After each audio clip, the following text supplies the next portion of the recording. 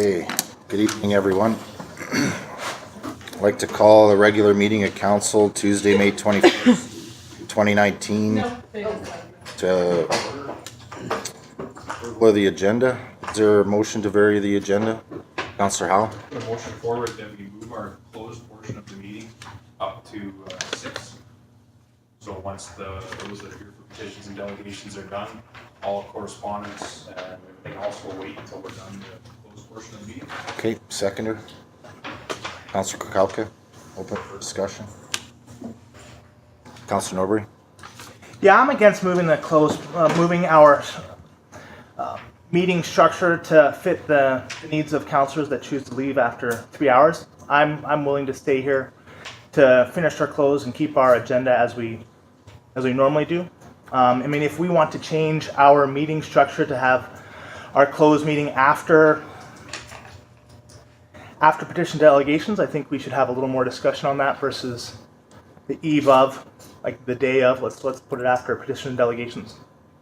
I mean, I think that our closed agendas are important, so I'm willing to stay around long enough to take care of this. Yep. Councillor Howell? Well, that's exactly the point. The closed portions are generally the most important parts that we deal with, and after you've been here for what could be over 4 hours and we start to take on our closed portions, I find that the mental toll tends to have people not make good decisions in the closed portion, and we rush through it. And I think that stuff requires a little more attention than correspondence and some other stuff that aren't as important, and that's the exact reason why I think that we should push this closed agenda ahead. We have a lot to cover in this closed agenda. There's some very important topics in there that need to be covered with a fresh mind and fresh look, and have good discussion so that we're not in a rush to do it. It's not common practice for us to have meetings continue on beyond 3 hours. The agendas that we've been having recently are continuing to get longer and longer and longer. If that means the necessity for more meetings, I would rather have more meetings than have us run our meetings continuously longer. There's a reason why it's in our bylaws to have a motion to continue the meeting after 3 hours, and it's for that very reason, that you tend to not be as Mind alert isn't after there. that time. Yep. Any other comments? Call to question, all in favor? Opposed? Carried, thank you. Worship. Mr. Wall? Motion to vary the agenda. Oh, my apologies, okay. Motion defeated. Approval of the agenda, recommendation, please. Councilor Kirby? That the Tuesday, May 21st, 2019 regular council meeting agenda be approved as presented. Seconder, Councilor Lehman, all in favor? Carried, thank you. Adoption of the minutes, 3.1, April 9th, special council meeting minutes, recommendation, please. Councilor Norbury? That the April 9th, 2019 special council meeting minutes be adopted as presented. Seconder, Councilor Majinski, all in favor? Opposed? Carried. 3.2, April 15th, regular council meeting minutes, recommendation, please. Councilor Lehman? That the April 15, 2019 regular council meeting minutes be adopted as presented. Seconder, Councilor Majinski, all in favor? Opposed? Carried. 3.3, April 17th, 2019 special council meeting minutes, recommendation, please. Councilor Majinski. That the April 17th, 2019 special council meeting minutes be adopted as presented. Seconder, Councilor Norbury, all in favor? Opposed? Carried. April 29th, special council meeting minutes, recommendation, please. Councilor Norbury. That the April 29th, 2019 special council meeting minutes be adopted as presented. Seconder, Councilor Majinski, all in favor? Opposed? Carried. May 1st, special council meeting minutes. We've been having a lot of meetings. Recommendation, please. Councilor Majinski. That the May 1st, 2019 special council meeting minutes be adopted as presented. Seconder, Councilor Lehman, all in favor? Opposed? Carried. Any business arising from the minutes? Councilor Howell? Page 10, just a question, council. There's a letter that was sent to the MLA, Northern Health, and the Health Ministry. Just wondering if that has been done. Mr. Wall? bottom of the page, on page 10. That has been done, and they have reported back that they are accepting the district's offer of funds, and they have a lab tech that is here. We haven't, I'm just trying to remember back the process. We are going to be invoiced for an amount at some point. We haven't received that invoice yet, but that is the arrangement right now between Northern Health is that we will be invoiced at some point. And there was a limited time frame on that, correct? That funding? That's correct. Yeah. Okay. Any other business? Councillor Howe? Page 13, 5.4. Just curious if that date is, if those are still the dates that the high school is using. If you haven't received any correspondence to that. 4th, 5th, and 6th of June. 4th, 5th, and 6th. I thought last I was told was June 6th.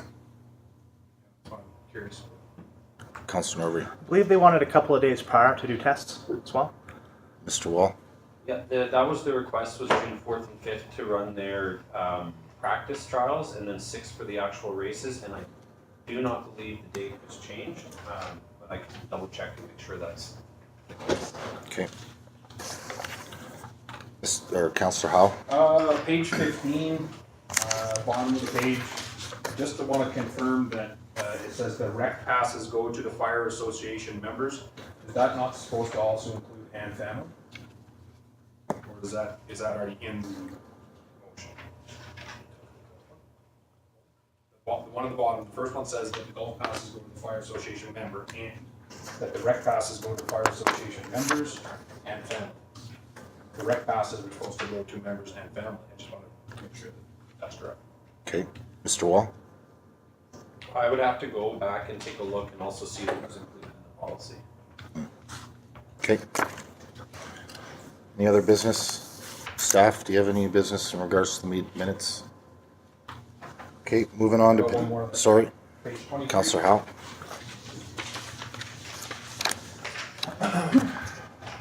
Page 23, this is the letter of support for the Royal Canadian Legion. And I'm wondering if we ever got a copy of the 2 BC assessments for this property.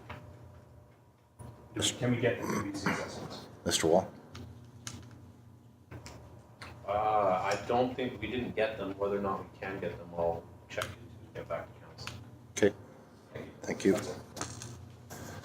Right, moving on to 5.1, petitions and delegations, Work BC. Angela Bockwell, sorry if I pronounced that wrong. She's not here, that's Okay, but Sherry, Joe, and Jaime Anderson on behalf of Work BC present to council on the types of services Work BC will be providing in Tumbler Ridge.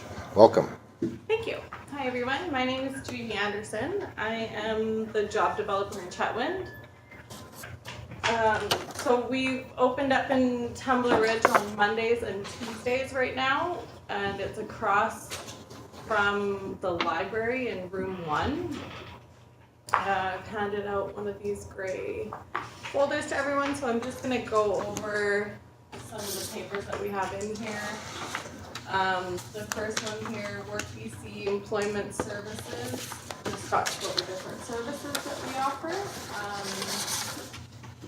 Under the self-serve resources, because we're in the library right now, or across from the library, we don't have our own computers or fax or photocopies. The library said that we can use all of their services. So then we offer case management services, one-on-one assistance to secure sustainable employment, needs assessments, supported referrals, action plan development, and then our case managed services, which are clients will have to have some requirements to fit into those, but we help with work experience, skills enhancement, self-employment, customized employment, job search,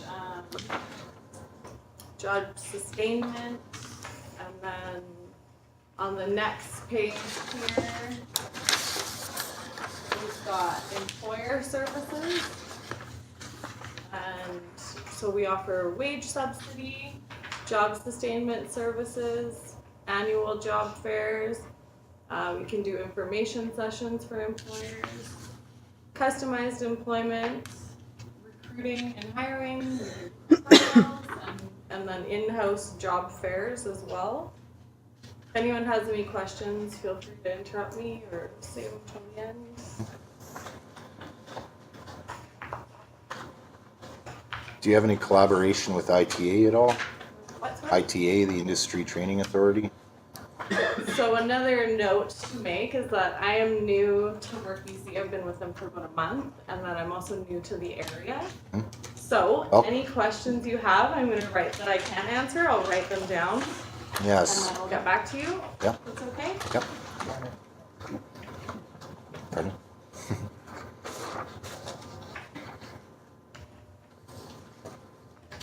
A lot of new acronyms coming in on me every day. I know that feeling. Okay, so then, and they might even be answered in the next paper here on the other side. There's a bit of information about the BC Employer Training Grant. I won't read through all of that, but just know that it's there. And then the next page is a bit more about wage subsidies. And then the last two pages are things that we're promoting, so job creation partnerships and project-based labor market training. And then if you want to know a bit more information about that, there's some contact information at the bottom. Okay. And that's all I've got. Perfect. You said you were opening office in Tumbler Ridge? We're in, I think it's sort of a borrowed room that we use, room 1, is across from the library. I don't know if you're familiar with that. Yeah. And then I think after some time, we see how much of a client base we have here, what the needs are, then we will move into somewhere bigger and more permanent, and Okay. it just depends on how busy we are here. Okay. Perfect. Any questions, Council? Councilor Norbury? Hi. So I work at the library across from you, so I do see you guys working in there. So we were one of the organizations that had to sort of pick up when Work BC ultimately chose to leave Tumbler Ridge. Now, one of the issues that was brought up before was the entry requirements to access your services. Can you tell me what sort of entry somebody needs to, like, what sort of orientation process somebody needs to access the services BC provides? Yes. So right now I think we'll have, it's about a 20-minute form or questionnaire that they need to fill out. Online employment service, they need to sign up for a BCE ID. It's pretty quick, and then from there there's a few questions that will sort of guide it into our system, how we can help or who we can help, if that makes sense. But everyone can use our self-serve resources, which we haven't set up a lot of here, like computers and fax, and that's all in the library though. Does that answer your question? Kind of? Thank you. Any other questions? Councilor Kukalka? Thank you, Your Worship. Jamie, I think you're put here, you're new and stuff like that, and you might not be able to answer this, but I wanna, my question is, why weren't you here when we needed you? Right? You're here, I'm not saying we don't need you now, but Yeah. I'd like to know why you weren't here when we needed you, when this community needed that. We had other organizations take that on, so Council Norbury's already mentioned, a library stepped up. Yeah. How many resumes have you guys helped write? Councilor Norbury? To date, about 280, 300. That's really amazing. From my understanding, it was the Work BC contract was with a company or an organization. It was Dawson Creek Catholic Something Society. Basically, they were the old contract holder, and now the new one has come in, Horton Ventures. They're based out of 100 Mile, and I'm sorry, I can't answer to that because I'm new with the company and I don't really know a lot about what happened there, and yeah. So yeah, that'd be a question I'd like to see answered, because to me, I'd like to know why they weren't here when a community went into a downturn and they weren't here to assist the residents or the people looking for jobs elsewhere. I think that was huge within the district of Tumbler Ridge. So I'm not sure these other individuals that didn't join you on your presentation, if they were coming longer and maybe they Maybe have to there's go a out there. reason why I was thrown. Here's your initiation. Thank you. Welcome to Tumbler Ridge. So if you guys don't get the right amount of numbers, does that mean you're gonna pull it again? I can't answer that. I want to say no. Is this a provincially funded program? Is This, it private? the organization is private, Horton Ventures. Okay.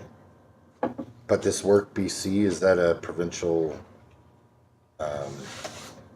program then? Yeah, through the ministry. Yeah. Okay.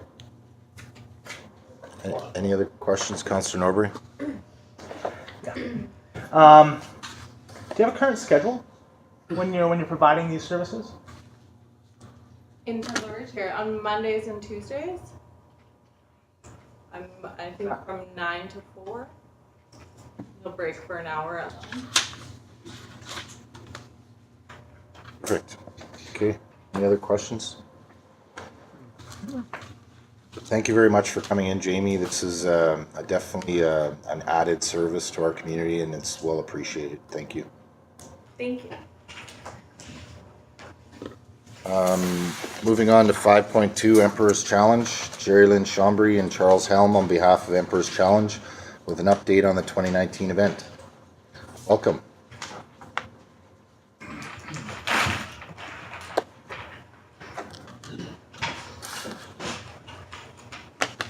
Hi. Thank you, Mayor and Council. So we're here more to answer any questions Council would have rather than to go on and tell you all about the event. Although we will give you a few pieces of information. So you all know Charles. Charles was actually one of the originators of the Emperor's Challenge. He has run all 20 years. So he has three of you? Two of you. Sucker for punishment. 3 people who have run all 20 years. Last year we celebrated our 20th anniversary of the Emperor's Challenge. We had books made. We had a big banquet and event afterwards. And it was a special year for us. And this year we weren't sure that we were going to go on, but this year we decided to go on sort of a year-by-year thing. One of the things I think that's really special about the Emperor's Challenge is we've never asked the district for any money. We have asked for some in-kind donations, so you give us pylons every year and a few outhouses, and we use your side-by-side or your, I think it's a gator. Mm-hmm. And so we've asked for some tables and stuff. And last year, you very kindly, or the council of the day, very kindly decided that they would give that to us in perpetuity. So we will get that every year. Mm-hmm. So saying that, I just wanted to thank council and the district for their assistance. Doug and his crew have been amazing. They bring out the items that we get from the district, and without those items, it would be very hard to have such a well-organized event. It is one of the largest mountain half marathons in, would you say North America? Or, yeah, so last year we opened it up to 1,200 racers. This year, or 1,100 racers. This year we're back down to 1,000 racers. The mountain can only handle so much. This year, I spent a lot of time as race director applying for permanent land tenure. Prior to this, we've been applying for land tenure every year or every 2 years. This last year, we finally applied for permanent land tenure and were granted it from the ministry. So we now have, Excellent. we're guaranteed 4 hours or 5 hours on that mountain once a year. And it belongs to us. So we're very grateful for that. Yeah, I just want to thank council again and the council's prior and the district staff for all that they've done to help make this a success. Charles is going to give you a few statistics and then we have a gift. Thank you. Thank you. Yes. Your Worship and Council, yeah, this is number 21 this year. As one of the originators, I mean, we never ever dreamed that we would be at this position. We have created this monster and a small committee, and every year we think, well, this might be the last year, and then the next year, hey, we've got new volunteers coming on board. We somehow just managed to keep going. So we're doing it again this year. One of the interesting questions is what the economic benefits are to the community. We've never actually measured that. We're thinking other people can measure it, and there's actually an international study by one of our runners from Norway, looking at the Emperor's Challenge and 2 other northern ones up in the Arctic, similar events across the world, and what the economic benefits are. So, and he's done, last year he did surveys of all the participants as to how long they stayed here, how much money they spent, all those things.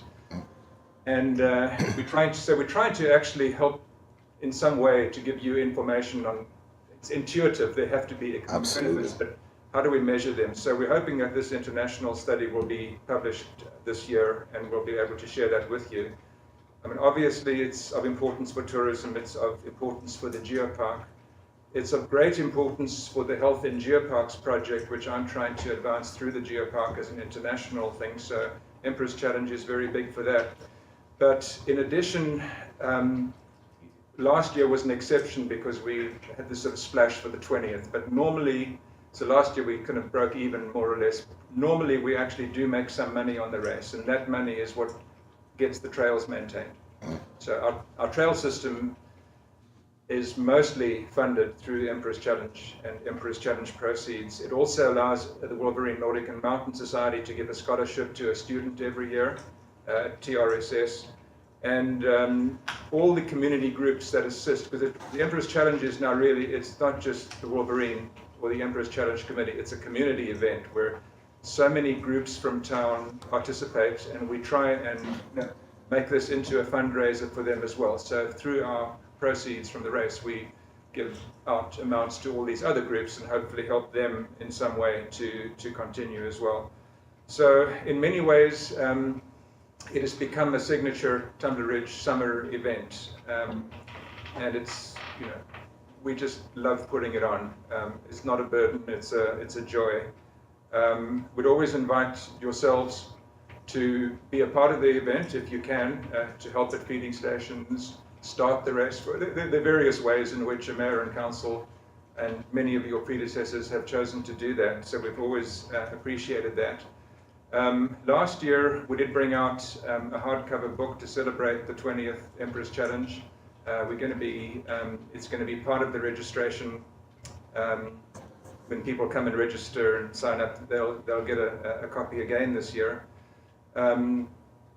What was unique this year, every year the amount of time to when it fills up has been getting less and less and less. And this year, I mean, I'm not aware of any other race like this in BC or Canada, but I mean, within 4 hours, less than 4 hours, it was full. 1,000 places were taken. People were really upset because websites crashed and we had to postpone to a second day to get a much bigger server that said they can handle 15,000 a minute. They crashed. And so some people tried to register in the morning, then they had to go to work, came back at lunchtime, it was too late. Yeah. So, you know, we can't make everybody happy, and we just don't know if we threw it wide open, would it be 10,000, 20, I don't know. We just don't know. But I have 10 copies of the book here. I know there's some of the councillors would have received that last year, that were on last year's council as well, but I have, now you'll have 2. And I also, so I know there's 7 of you, but I brought 10 copies. We actually thought maybe if you wanted to exhibit a copy here, or if you wanted to give a couple of copies to your staff who help every year bring the in-kind donate your equipment out there for us and help clean up afterwards. So can I just give it to you? So, Here, you can. The thing that makes these books really special is that they were written, the book was written by Charles and Trent, so they're written locally, and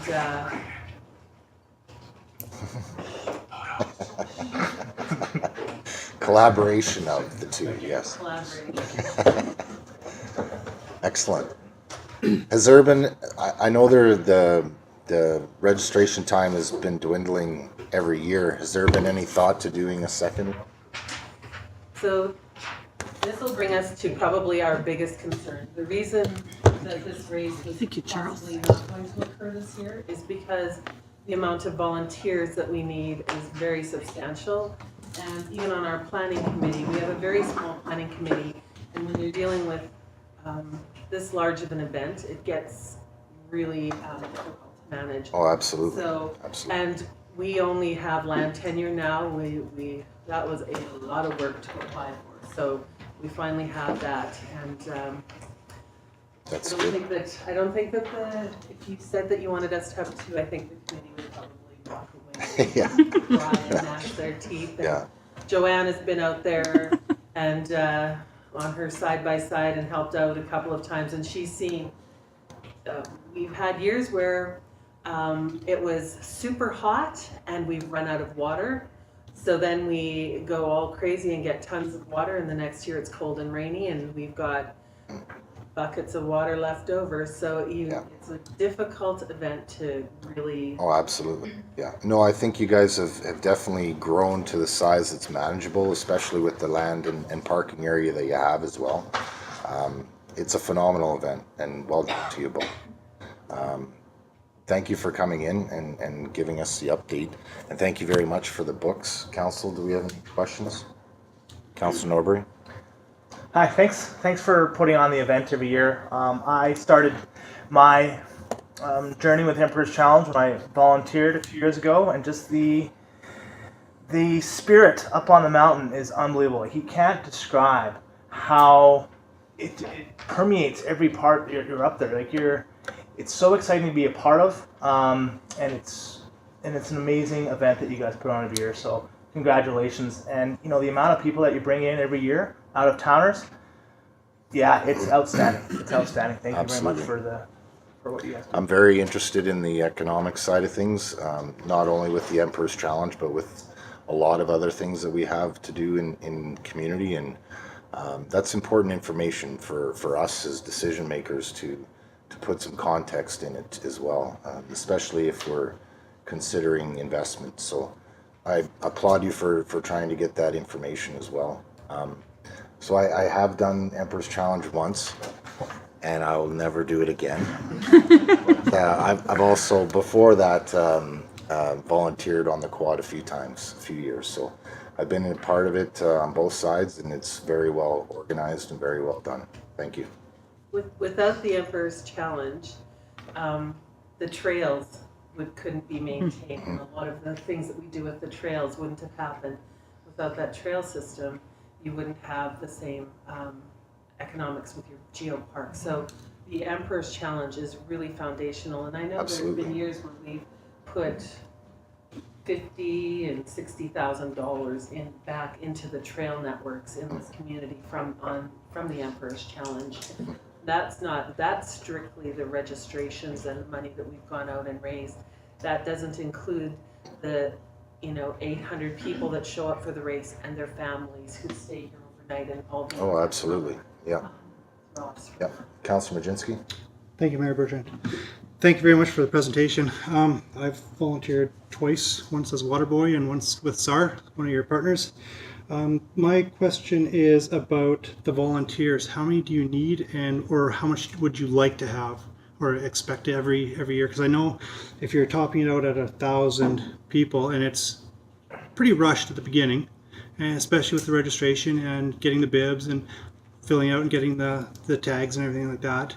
And then I know when I did the water boy station at kilometer 3, I believe it was, they're all through within the first usually hour if they can get up to the 3 kilometer mark, and then after that it kind of dwindles down. Then it's a tear down at the end of the day, so there's a bit of a lull there. But I was wondering, is it beneficial to have a lot of people at the beginning or throughout the whole day? Because I know it's generally not a full day event, so I wonder if that would be one way to cater to drawing people in so they know that they're not committed for an entire day.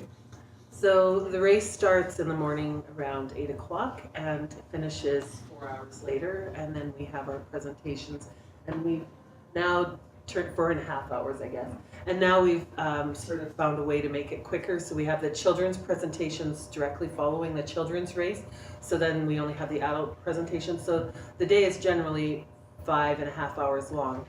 Basically, the water station at kilometer 2 is also our water station for kilometer 18.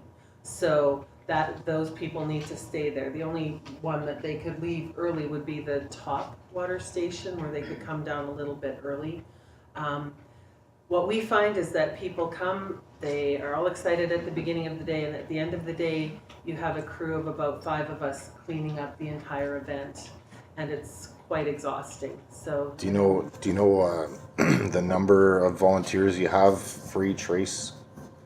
So we have about 80 volunteers that we have to try and find every year. But in addition, there are the various groups that, what we've got good at doing is delegating. So, SAR takes care of this and Rangers take care of that. So, but in addition to those groups, we need about 80 volunteers. And we do have, it's not just like the race starts and then the race finishes. We do have the kids race. So we have 1,000 people, but we have about 80 kids as well. So it's actually, even when it's capped at 1,000, it's almost 1,100 participants if you include the kids. And the kids start pretty soon after the adults are gone. So that, and some of the kids are not that fast, so it can take an hour, hour and a half for the kids to finish. I think we've run it many years with 60 volunteers, 63 volunteers. So That's a chore to gather up that many people, that's for sure. it's very difficult. So we have a dedicated, on our committee is the volunteer coordinator. In the olden days, we just did it ourselves. Now we've got a dedicated person.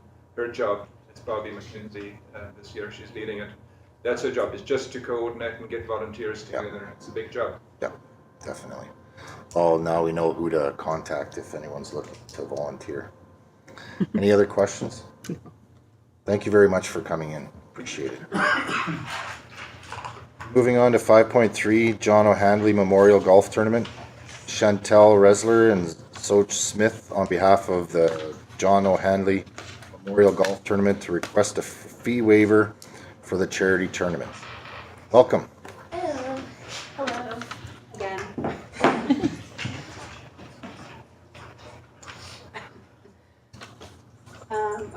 So, Floor is hi, yours. I'm Cardinal-Ressler. I'm Xoch, partner in crime here. So yeah, we're here on behalf of our Memorial Golf Tournament again. We were hoping to have our green fees waived as well, which is, I guess, a donation from the district. We kind of switched things up this year. Last year we donated to local families that were in need, like couldn't work and had medical bills, and we decided this year we wanted to try to, like us, all the years to come probably. Yeah, we want to raise funds for organized children's sports in Tumbler. So one of the things that we noticed, is this actually kind of ran away with us as well. It started off with just raising funds between friends for Memorial Bench for seminars, and then it turned into a last-minute golf tournament, and then last year it turned into a fundraising event. And at the end of last year, we found one of the kind of hurdles that we kind of came up against was that people wanted tax receipts for their donations of the fund, which is totally understandable. So we were talking, and we decided to take the next step and apply to become a registered charity. And thankfully, we are officially registered with BC Society. So now all we have left is to register with the CRA and kind of get like our financials together. Whether or not that's going to be ready by this tournament, we're unsure, so we're not advertising that we're able to give tax receipts, but we're hoping by next year we definitely will be. And then kind of like Chantelle touched on, so we're actually called the Johnny Malcolm Foundation. And the purpose of our foundation is to raise funds and distribute funds for organized sports for kids to Tumbler Ridge. So that can mean a variety of things that can help with like funding for transportation or hotel costs for sports teams here in Tumbler Ridge if they're unable to attend certain tournaments because you can't get a bus. Money can also go into improving different sports venues here in town, hopefully being able to fund different tournaments in town to get other sports teams to come here, and hopefully just kind of really solidify kids' organized sports here in Tumbler Ridge. We think that that'll help a lot with giving kids a healthy alternative to deal with like everyday life and stresses, help with mental illness as well. That's part of the reason that we lost our friend, so it's dear to our heart that we want to help people deal with that kind of stuff in a healthy way.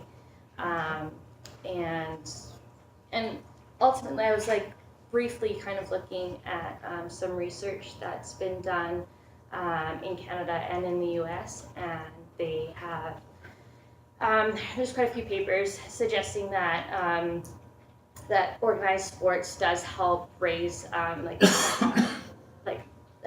mental health for children, physical health obviously for obvious reasons, community involvement. It can help decrease the amount of like criminal activity or delinquent activity, but also in an economic kind of way as well.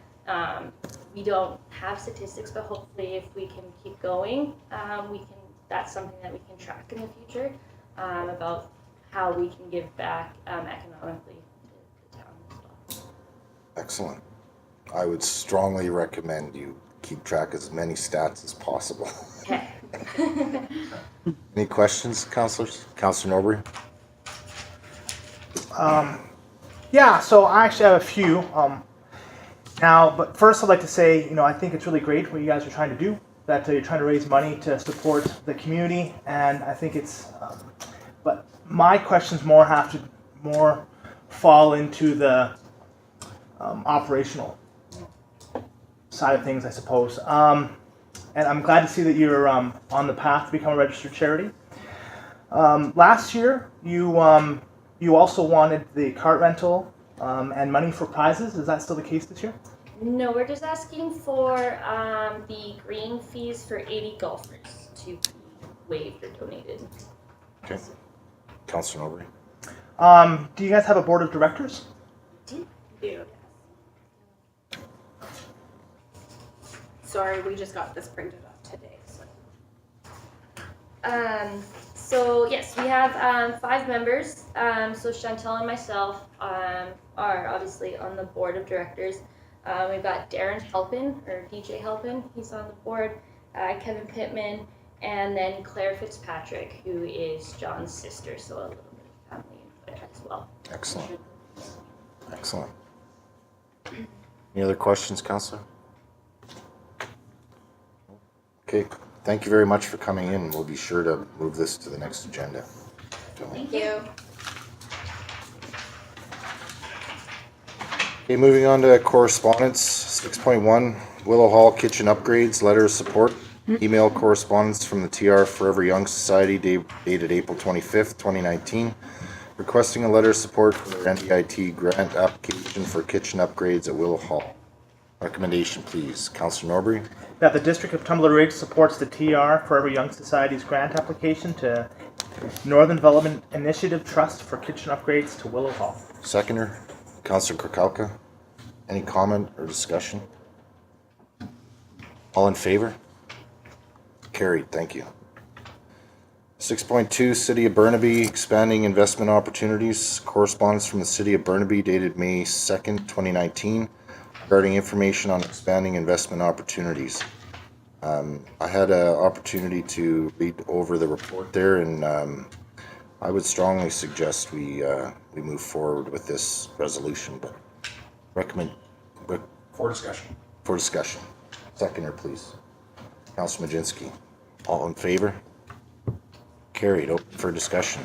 Yeah, and I was Sir just gonna Helm? say just that we send a letter of support it seems pretty straightforward with what they're looking for. They're looking to have an update to the way we can invest our money, and it's something that's been near and dear to my heart since I started in council, and we've been able to do some pretty fantastic things in the last few years with the money from our taxpayers. I still think it's very limited. I think there's some other opportunities there for us to make some more money. It would let us diversify a little bit, not so much take risk, but diversify. And that's basically all this letter is asking to do. Burnaby's looking for our support so they can go to the NFA and start the process to see if we can. So I want to put the motion on the floor. We send a letter of support. I think we can do more than that and pass this resolution if you would care to read it out on page 38.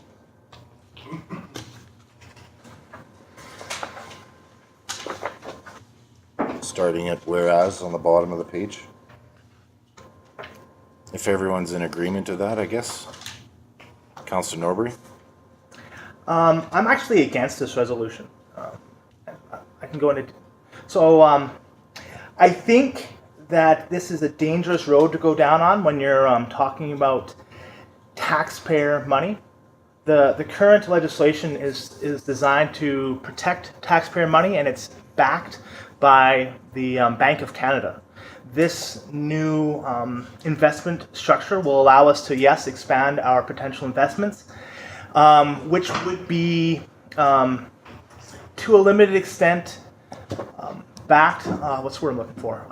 Risk. Guaranteed, right? But those organizations that will guarantee our money, they're also investing into the stock exchange, and so forth. Now, that, as long as the system's in place, it works. It works. But when it doesn't, those investment companies that guarantee your money, they fail, and everybody's money gets lost. The key time to look at is in 2008, when the recession hit the United States, and all those insurance companies that said, yes, all the money that you invest, we will guarantee that you will not lose any of your principal. You'll get all that back. But if I can interrupt, the crash in 2008 was a lot more complicated than just a simple crash. It had a lot to do with the American investment policy as well. So I definitely agree that or understand your concern with adding risk to our portfolio for sure. But I do think that this is an opportunity where you have an opportunity to expand the box a little bit on investments and take advantage of a fair return on taxpayer money as well. We in this position we need to keep that in mind is maximizing taxpayer investment, not only through services but also through investments. And if we only have three options that are secured by various governments, you're not taking advantage of the investment opportunities that are there as well. Councillor Norbury. Yeah, so to continue. To summarize, I think this resolution would add undue risk that we shouldn't be putting any risk on taxpayers' dollars. Okay, Councillor Cook. This resolution is for the UBCM. Yes. That's how I read it. It's not for council to read the resolution. That resolution is going to be on behalf of their municipality to UBCM, where anybody that participates from this council or any other council will trust about them. Right. I don't disagree that we should. I'm fully in favor of a letter of support because I'll be attending UBCM and I look forward to this debate. Definitely. So, do we want to put a motion on for a letter of support then? Yeah. Councillor Helm? Put that forward. Okay, seconder for that, Councillor Lehman. Any other discussion? All in favor? Opposed? Carried. Thank you. Okay. 6.3, 2019 Northeast BC Community Coal and Energy Forum. Correspondence from the Northeast BC Coal and Energy Forum dated May 3rd, inviting Mayor and Council to the 2019 forum. Recommendation, please. Councillor Howe. For discussion? Seconder. Councilor Kukalka, all in favor? Carried. Open for discussion. I just like how you were able to invite yourself to the whole forum. I thought that was pretty neat. No, but I just have a question in regards of the organizing committee. So I see that our economic development officer is looks like campaigning this on the letter. But in previous years, we've done this in conjunction with Chetwynd, and I think the name of the lady, her name was Helm, if I remember correctly. Okay. Used to help us with. Is there a reason why we're doing it ourselves this year, not in conjunction with Chetwynd? Or is her name just not mentioned this year? Or? I'm not 100% on that. Mr. Wall, can you elaborate that? Yeah, we're working with Chetwynd this year. It alternates every year, 1 year in Chetwynd, 1 year. So we're the point man this year, and someone is involved in the Chetwynd side of it. Okay, good enough. So next year it'll be in Chetwynd. Got it. Fair enough. Okay. Any other discussion? Okay. Excuse me.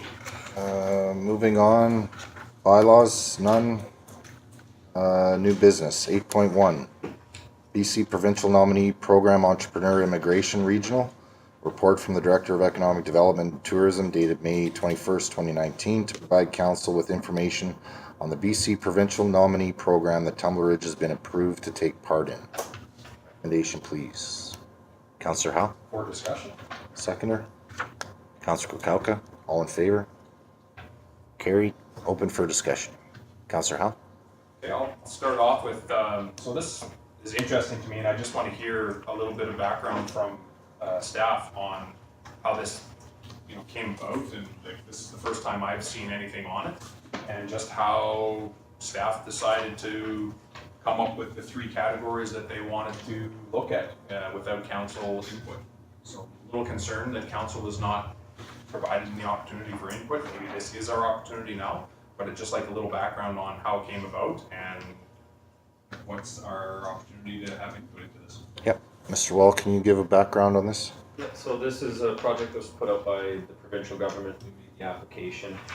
The areas that were chosen came out of the economic development strategy that council passed last year. So there was key sector highlights in there. It wasn't something that we brought to council's attention. It just wasn't. We've been genuinely surprised by the amount of traction this gained in the community. It's likely we're not going to get anybody out of this program, but it was worth trying. So just the level of interest in this program was something that we had not anticipated being at this level. On a investor side or resident side? On a resident side. Investor side, we've had 1 interest so far, but not to the point of being ready to bring anybody to Tumbler Ridge or hoping that they come to Tumbler Ridge. And then as far as the program goes,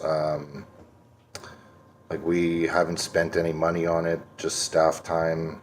And then can you explain how the structure of wealth of the business goes as well? Yeah, so they need to apply through the provincial government to come to Tumbler Ridge or to come to the province. There's a number of audits that are done on the individuals to ensure that they have a $300,000 net worth. They have to submit business plans to the provincial government that pass some sort of screening process that they have. And then the province will help them identify communities that are in need of those types of businesses, and they'll set up they'll set up interviews and meetings to try and find matches between them. We've had a couple people that have seemed interested, but nothing's taken to the point of where we think we're going to get somebody into Tumbler Ridge under this program. Okay, Councillor Howe. So, yeah, I just think that there should be council input into something like this. This seems like a really good opportunity to get some services into Tumbler Ridge that we require. With the economic development strategy, these 3 things all seem geopark related to me. That seems our only focus is the geopark and tourism. That's what all this looks. Educational services, amusement, gambling, recreational industries, and accommodation services. Correct me if I'm wrong, but have we not painted ourselves into a corner here that these are the only 3 things that we can now have people apply here for? Is that the only 3 things we're limited to? I don't know if these categories provincially provided, or do we provide those categories, Mr. Wall? The categories are provincially provided. The educational services is not, I would say, geopark related. It's providing services for youth. And so the one applicant that has shown interest in Tumbler Ridge isn't tourism related, it's education related, providing educational services to children after school. Okay, Councilor Norbury? Yeah, I think this is a great opportunity for us. I mean, if somebody's willing to come in and drop $100,000 in investments, and opening, an organization or business, with the caveat that they have to hire one local employee, I think it's a great opportunity. Councilor Howell? Well, I would challenge what Mr. Wall says about the education services. It says right in there, this category includes community development, tourism, recreational activities, or objectives. So my thought is there that, yes, this is an excellent opportunity, like Councilor Norbury says, but there are things within our community that I think that we may have an opportunity to branch out and say, instead of limiting ourselves to only these three things, and I don't understand why we wouldn't have gone after, dental services, doctor services, technology companies, contracting businesses, mine, windmill servicing companies, manufacturing, retail, auto dealership, accounting, lawyers, notary public. There's all kinds of things that people from, other countries could bring to our community and set up a small legal firm here. There's other opportunities, and I feel that this was something none of us knew about. This was just the Economic Development Department looking into it, and I'm a little miffed by it. I feel like we missed an opportunity here. That's the way I feel. Mr. Wall, does, the way the provincial program works, do you have to select your top 3 areas that you're looking for, or, because there was in the report there was expanded out to 5 groups or something like that, so how does that selection process work provincially? Yes, we have to go with those 3 categories. It's not quite as simple as, we'd like to have a doctor here in Tumbler Ridge, so let's go for medical services. You need to have medical training in Tumbler Ridge to come in and set up, right? So it's not, you can't just transfer over any skill from one country to another and say that's going to work, so it's a little bit more complicated than that. But again, I don't know if there's too much point in council going on about it other than to provide direction to staff and say next time something like this comes up, make sure to bring it to us. Again, this is a fairly minor program. We did not think it was going to get the attention that it was going to. If we'd missed the boat on that, we apologize, and if council would like this kind of stuff brought to make a council decision in the future, we certainly can. Yeah, I agree. Any other comment? Councilor Kirkcaldy? So just on that, can we not change or open up what we're looking for, or is it closed to those 3 now? Is there any way of opening up more selected items? Mr. Or Wall? have we missed that time?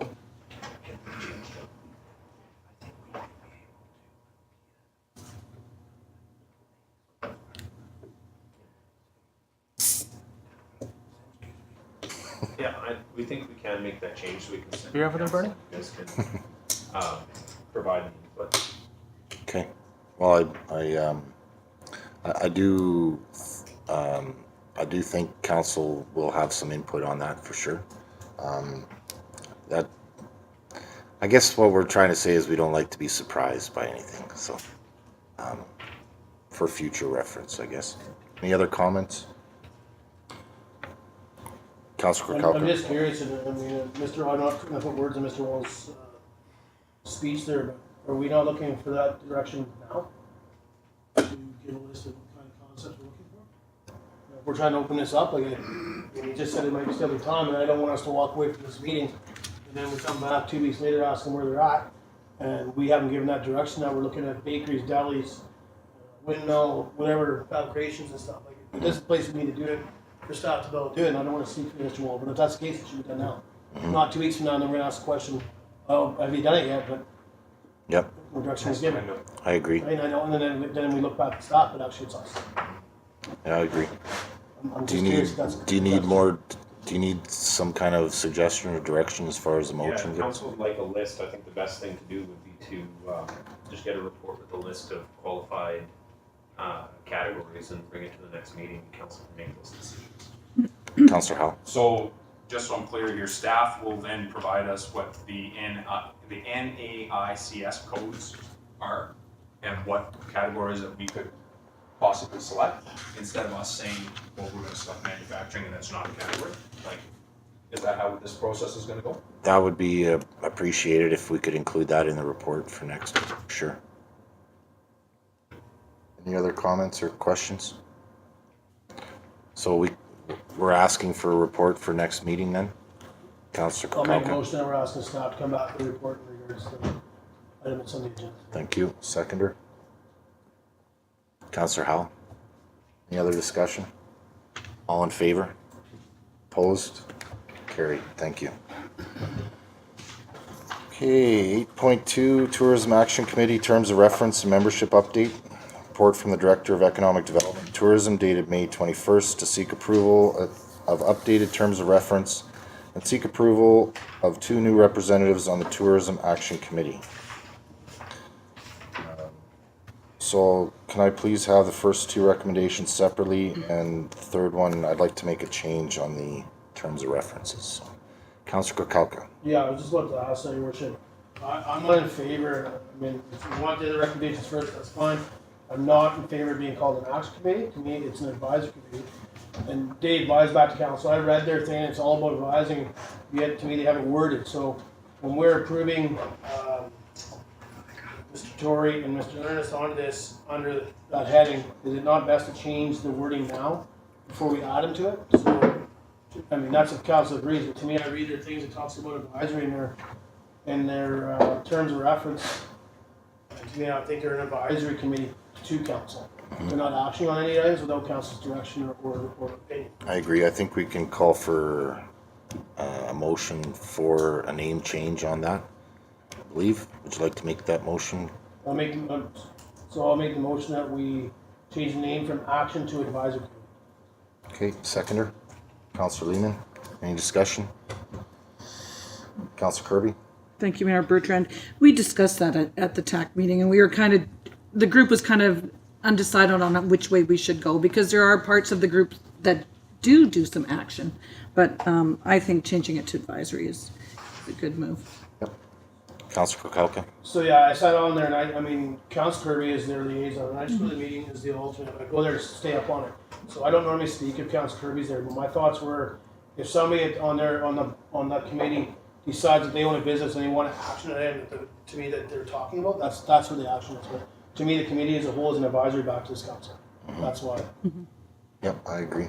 Okay, call to question on the motion. All in favor? Opposed? Carried. Okay, so first recommendation, please, Councillor Kukalka. Council approves Steve Torrey as the new TAP representative for the Tumbler Ridge Museum Foundation. Seconder, Councillor Majinski. Open for discussion. All in favor? Opposed? Carried. Oh, we missed the second part of that recommendation. Councillor Kukalka. Sorry, I thought you wanted them separate. So. No, sorry. The council approves Trent Ernest as the Chamber of Commerce representative. Seconder, Councillor Norbury. All in favor? Opposed? Carried. Recommendation number 2. Councillor Norbury. The council received the attached TAC minutes for information. Second, Councillor Kirby. Open for discussion. All in favor? Opposed? Carried. On the terms of reference, there's only one small amendment I'd like to make, if possible. Where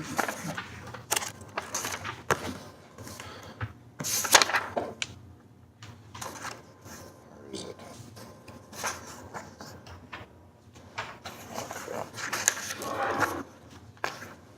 Here we go. Page 48.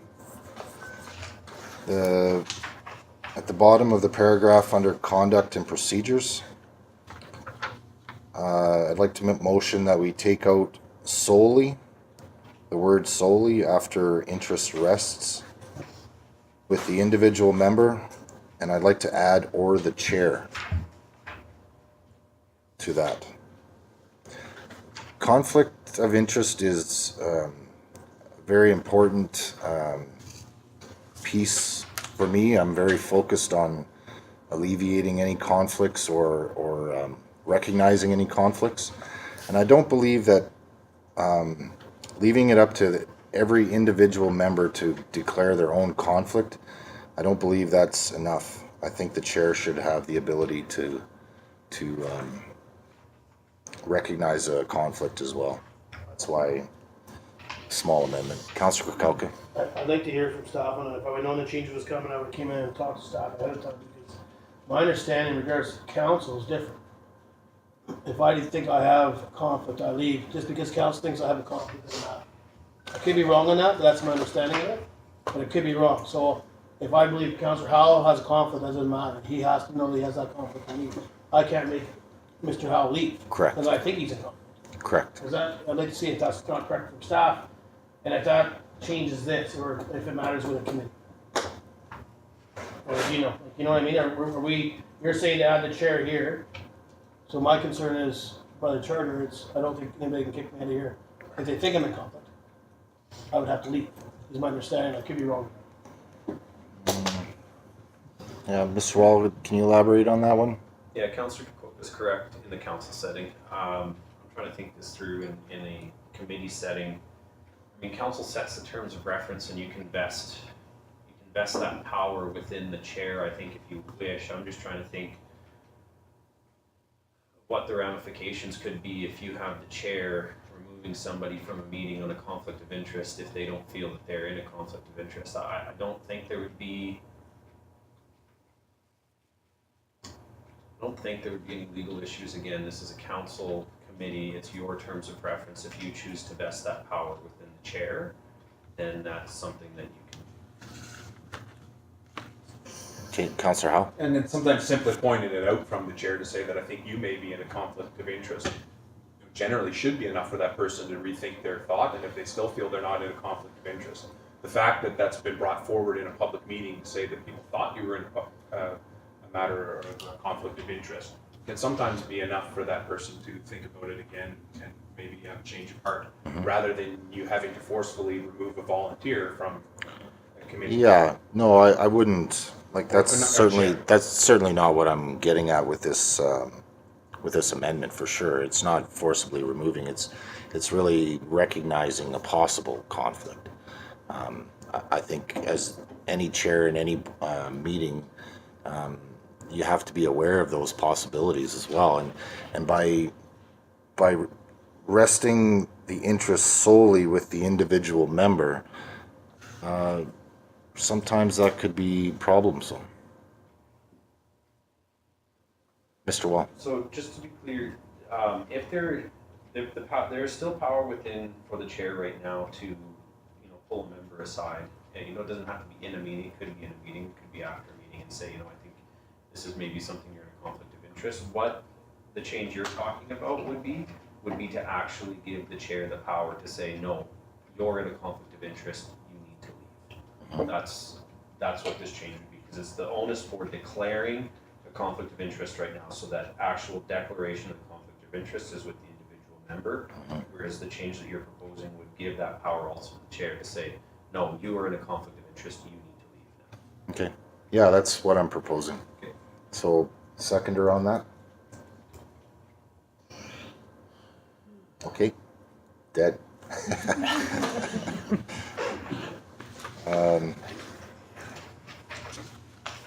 Councillor Kirkhope. Got the updated term of reference for the tourism advisory committee, your doc is attached. Seconder, Councillor Kirby. Any discussion? Councillor Kirkhope. So, I read through this, and I just want to bring it forward. Like, we have two-page staff. I get why the chair is a paid employee, and no issues. I'm just wondering if we need the secretary as a paid employee on this committee. Is that just for the secretary, just so we're getting proper minute taking? Is that the idea? I believe so. I think it's definitely the accuracy and accountability of it. Mr. Wall, did you want to comment on that? It's hard enough to chair a meeting. If you need to chair a meeting and take minutes, it's neither of them are going to be done well. Yeah, I certainly wouldn't want to, that's for sure. Okay. Call to question on the recommendation. All in favor? Opposed? Carried. Thank you.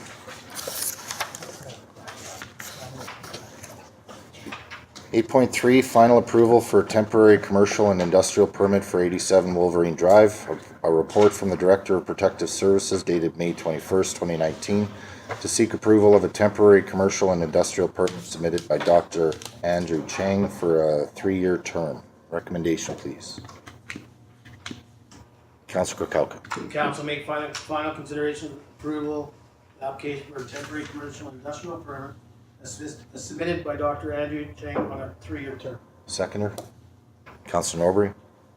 Open for discussion. Councilor Majinski. Thank you, Mayor Bertrand. What is considered temporary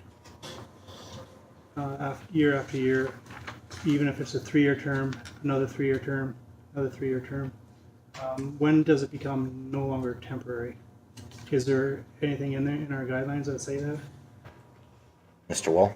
So right now, this is, council hasn't restricted the power to issue these temporary permits, so it follows the local government act as well as the community charter. So the temporary nature of it is that you get it for a 3-year term. You're able to have one extension for up to 3 years. So you're able to get it for 6 years, which is what was had before. And then what makes it temporary is that if council wants to do it again, you have to go to the public notice that we went out to. You have to canvass the neighbors again and go. So, you know, in theory, you can continue issuing a temporary permit forever in perpetuity, as long as you renew it after 3 years, and when that 6-year time frame is up, you're back out to public consultation again. That answer your question. Councilor Kukalka. In my understanding, there was no concerns from neighbors or that area from the letters going up. Yeah, I'm definitely in support of this. I think having a dentist in town is very much realistically an essential service and a service upgrade for sure. Councilor Norbury. Yeah, I mean, I understand what Councilor Majinski is saying. At what point does temporary actually mean permanent? But at the end of the day, Dr. Chang is offering essential service to our town, and if there's no complaints, we should support him in his local business. I agree. Councilor Howell. Yeah, so it's been temporary for 6.5 years. Continuing to grant this doesn't make it temporary. It's also continuing to grant, this is the issue that I have with it, where I wrap my head around it. Although I also agree that it's crucial for us to have a dentist in town. It makes it far less likely for another permanent dentist to take the risk in Tumbler Ridge when we already have one that's temporarily perhaps taking half the business in town. So if you were somebody, a dentist in Dawson, and you're waiting for the district of Tumbler Ridge to say, yeah, we don't have a dentist, or we're no longer allowing a temporary license in 3 years. It's done in a year's time, or it's done in this amount of time. Maybe we would get somebody to bite it off. I don't fully understand the tax structure around his residence either, so I would like to have that question answered by staff. The way I understand it is a portion of it is a commercial business, a portion of it is a residence, but this also says an industrial permit. So I don't quite understand the tax structure around his home.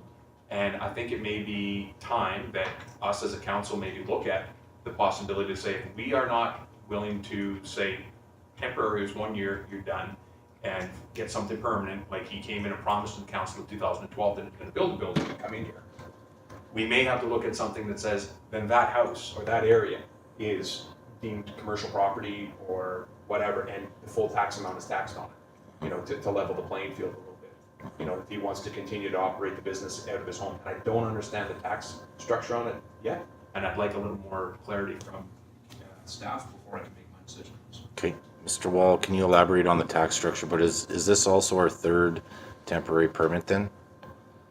This is going on to 6 to 9 year?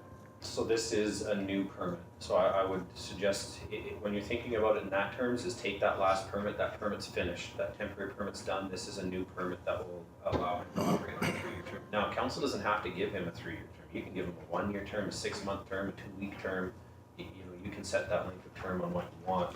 When it comes down to tax structure, council only has the ability to influence zoning. You do not have the ability to say what building is going to be taxed at. That is done by BC Assessment.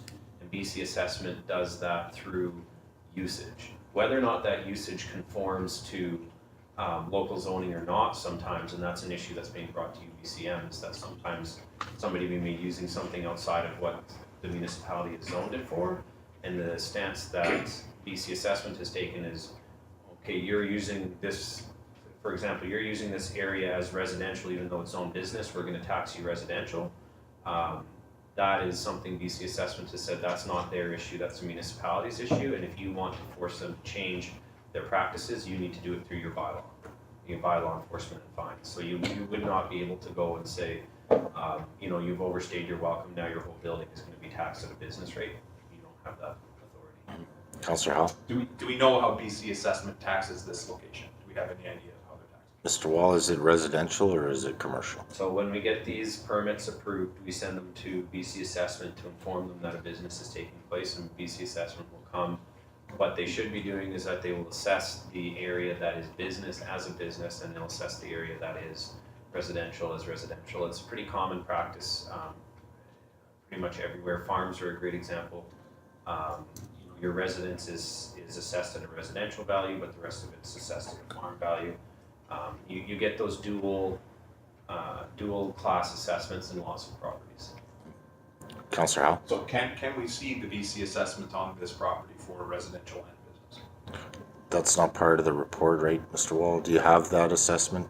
It's not here. I don't know if that's something that we have access to that we can share or not. I'll have to, it's likely an FOI thing we've got to run through. But Okay. it would be an FOI thing I need to check into. Okay. Any other questions? Councillor Majinski? Thank you, Mayor Bertrand. Can we change the term? The year term? Well, motion's on the floor, so we'll, in order to do that, we'd have to defeat this motion and make a new motion. Councillor Howell? We could hear the debate on it though, right? Yes? Do you have a reason why? Yep. Is this, because I understand Dr. Chan has done his due diligence and submitted these on time, all the time, and he's done a very good job at it, and he's been on top of it. But if he wants to be more serious of having a downtown location, what if we shorten the term? Maybe that'll change his mind to keep on submitting year after year, you know, and then maybe he will. I have a More feeling, serious, because maybe his financial position was because of the downturn, he wasn't willing to even go downtown, and maybe he's in the same position now, he's of uncertainty. So that's just a question. yeah, it really begs the question if his business is viable to take on that type of expense downtown. I tend to think that it isn't at the moment. That's why they're comfortable in their position at the moment. Councilor Majinski? And the other reason I say that is because he's obviously trying to lock in a 3-year term, so he's probably thinking that he's got 3 years of business still ahead of him. So why not see if he's willing to make the jump? He's committing himself to 3 years. He could have put a 10-year. He could have put a 5-year. I believe our temporaries are 3-year. Mr. Wall? Yeah, the application was actually for 5 years, but we're limited to, the maximum you can provide is only 3. Okay. Councillor Howell, did you have a question? Yeah, so I'm not prepared to vote on this tonight until I can get some more information on it. And I would suggest that if we had better information on it, if, for instance, he is paying residential taxes only and not paying business taxes or commercial taxes in that area, he has an advantage to stay right where he is and never move to the downtown core. However, if we were to see that he is paying commercial property taxes there and it would be comparable to something in the downtown core, it could sway my decision to say that no, he's not doing it just to take advantage of the favorable tax opportunity that he has living in the house. So, like I say, I'm a business owner and I understand that I would do everything I can do in my power to limit my costs if I was not interested in expanding. If he's interested in expanding, he can't do it out of his home. Perhaps he's happy with the structure he has the way that it is.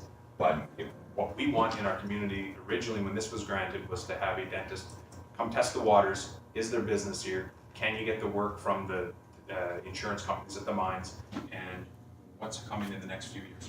If in the next 3 years we expect another mine to open or perhaps another wind company to come in or whatever, you know, it makes it more difficult for a permanent dental facility to come to our community. So, and one that offers orthodontics and stuff like that a lot of people in Tumbler Ridge have the travel for. So, Councillor Norbury? Yeah, that sort of makes sense. My concern is that why would we trade someone we don't know for someone who's already here and put 6 years into Tumbler Ridge? You know, they have existing employees. So, yeah, I get that we want to encourage Dr. Chang to open up a more permanent structure downtown. But I don't know if we should be limiting his term to 1 year, because when you limit somebody's term to 1 year, you're going to add that uncertainty every year of, oh, am I going to be able to continue to operate? That also goes down to their employees. I know organizations that I'm a part of that have to go to their funding bodies every year. There's a huge amount of concern and stress every year. Are we going to get this or are we not? So I think 3 years is in the middle of, he wants 5. We can go as low as we want, but I think a 3-year term is good that we can continue to look at this. But yeah. Well, we run the risk of losing that service as well. We can encourage him to operate downtown as much as we want, but if it's not financially viable for that business to operate downtown, then we risk losing that service as well. So it really comes down to, do we want that service in Tumbler Ridge? Even if he's making a small percentage of a tax break on it, it probably doesn't coincide with the difference in cost operating downtown, I would say. Councillor Norbury? Yeah, when it comes down to taxes, that's CRA's job to chase after him. I mean, if he's getting an unfair playing field by not declaring his portion of his residence that he's doing business out of incorrectly, that's a federal matter, and that's pretty No, serious. not necessarily. That's municipal taxes as well. Fair enough, but I mean the governing body is the revenue agency, right? Mm-hmm. So we don't really have a say in how it's. But that's more so of an income tax instead of a municipal tax, right? Go ahead. But CRA is interested in your income tax, like how much money you're making. That's what they're looking at. Go ahead. But it's up to BC assessment into zoning how much of his space is his business, right? And we don't have any input or anything about that. So, no. We would really realistically need to follow up with BC assessment to ensure that their classification is correct. Councillor Kirby. Thank you, Your Worship. I think when Dr. Cheng first came to Tumbler to try out this business in his home, we were kind of concerned about, will people want to go to a dentist that's working out of his own house? And he had said that he was going to move downtown. Well, over the years, he's built his clientele. They're used to going to the house. I can't see him being pressured that he has to move and expand because he's got a great little business going. He's employing residents. I think it comes down to, is it a level playing field for other businesses in town? I don't think we've had a lot of complaints from either. So at this point, I think we look that he's providing a service that we need, and maybe in 3 years, hopefully it would be nice to see him move downtown. But we certainly haven't had our doors being knocked on by any other dentists wanting to open up shops. So, Councillor Kirkauka. Yeah, and everybody talks about how come downtown's empty, because we keep allowing businesses going in residential. yeah, I mean, we might as well shut down other business. I'll shut my grocery store down, run out of sea cans in my backyard, save on my taxes too. I won't be supporting it. I put it on the floor. I won't be supporting it. I think it's time that we need to see what they're being taxed on. I mean, there's other companies that have started up in this town that haven't even come forward to this council that are taking business from other shops that have just opened in downtown. I think I'm sorry. I think we need to make sure that it is a level playing field when it comes to business. I pay taxes just like every other business in town, and I pay residential taxes. Mm-hmm. So to me, I think it needs. I kind of agree with Councillor. I'd like to see if he's paying the right portion of his household taxes as a business. I'm fine with that. But not every business in this community is doing that. Okay. And I think that's not level playing field. Councillor Helm. And quite simply, it's a request for information, and then I feel more comfortable deciding then.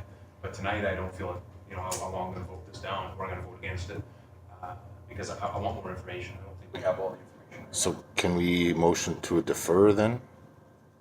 Would you like to make a motion to defer? I think we have a motion on the table, or on the floor that we have to vote on. Do we have first and second on that? You could table the motion. Table the motion for more information? Is that my decision? It's a council vote. Okay. Motion to defer. Second. Councilor Kirby. All in favor? Opposed? Carried. So, Mr. Wall, if you could elaborate on tax class there if possible. So council's looking to find out what his BC assessment has assessed his property at. Yeah. One of the issues that you may run into that with the permit expired, it may not be dual class anymore. Okay. Councilor Howe. I think Dr. Chan is an upstanding citizen. He's simply trying to continue with his business. We're asking for more information. It's very similar to the information that I would like to see out of the Legion, where there's two separate classes within an area that's zoned for one type of class. And I don't fully understand that, and I don't have a grasp on how that works. So I want more information from BC Assessment. I also understand that there are other properties within the community that have businesses in them and residents in them, and I don't know that process through BC Assessment and how it works. And I think it's important that we understand it if we are to Moving continue forward. doing this type of Yep. stuff.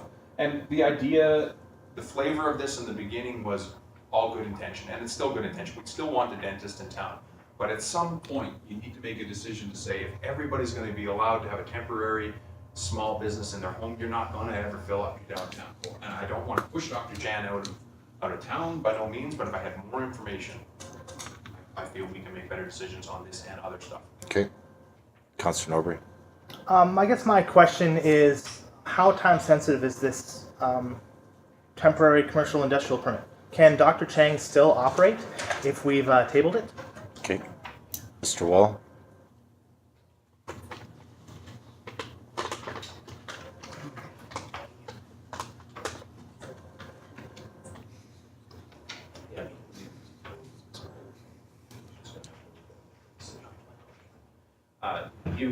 There's no time limit on the decision that needs to be made, and no, he should not be operating at this point because he does not have a valid business permit. Is that possibly because this application came late? Okay. Councilor Norbury, then Councilor Howe. Yeah, so I guess my concern now is that we were talking about being pro-business, but by deferring this, we just shut one down. Like we shut down a service to our community.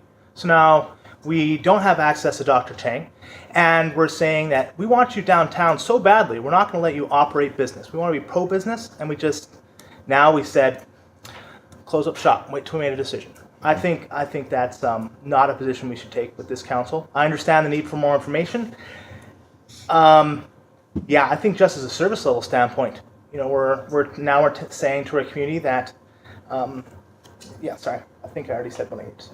Yeah, I don't think council was aware of the time-sensitive issue there. Councilor Howe. And I might point out that this was received by the district of Tumbler Ridge over 2 months ago. March 12th, this was received. So it's only made it to our desks to look at tonight. And again, it's a rush and a concern for us. We're the ones under the gun because we get this application from 2 months ago. And I agree with Councilor Norbury. We don't want to be looked at as shutting them down. Perhaps we can grant a temporary extension until we have more information so he can continue to operate.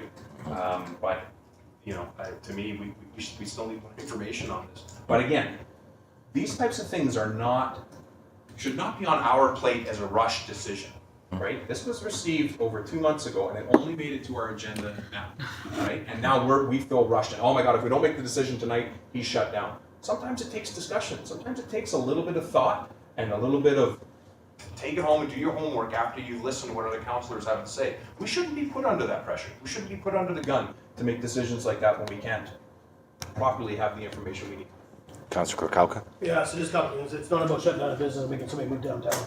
If that's what you're thinking, it's getting the right information out there. But the other thing is this didn't come just to our desk. I'm not sure what the process is, but I'm not sure when staff received it, but it also had to go to public consultation. And that took probably 4 weeks. So, maybe Mr. Chang wasn't aware that there was gonna be this process again from previous one. So, I mean, if there needs to be a temporary, I'm all for business and all. I just wanted to be on a level playing field with all these businesses. We're starting to open up in residential areas, paying residential tax, and other businesses are paying business tax. Mr. Wall, I certainly don't think it was the intention of this council to shut this business down at the moment. What can we do to temporarily allow them to continue to operate until we receive that information, Mr. Wall? So just so council's aware, this was brought to council on April 1st, and at that point, council informed us or directed us to move forward with the public notification period. You could amend the temporary permit in front of you to give him that ability to operate,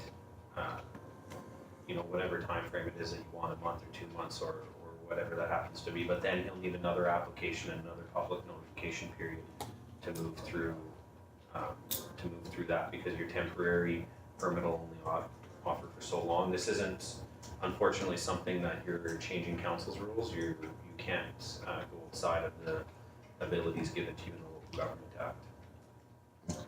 Councilor Norwood? Yeah, so then I'd like to put back on the table that our original motion, knowing this information, I think we are at a time-sensitive issue, and yeah, I understand the need for more information, but Mr. Wall pointed out that this was brought to our attention a month and a half ago. We could have brought our concerns then.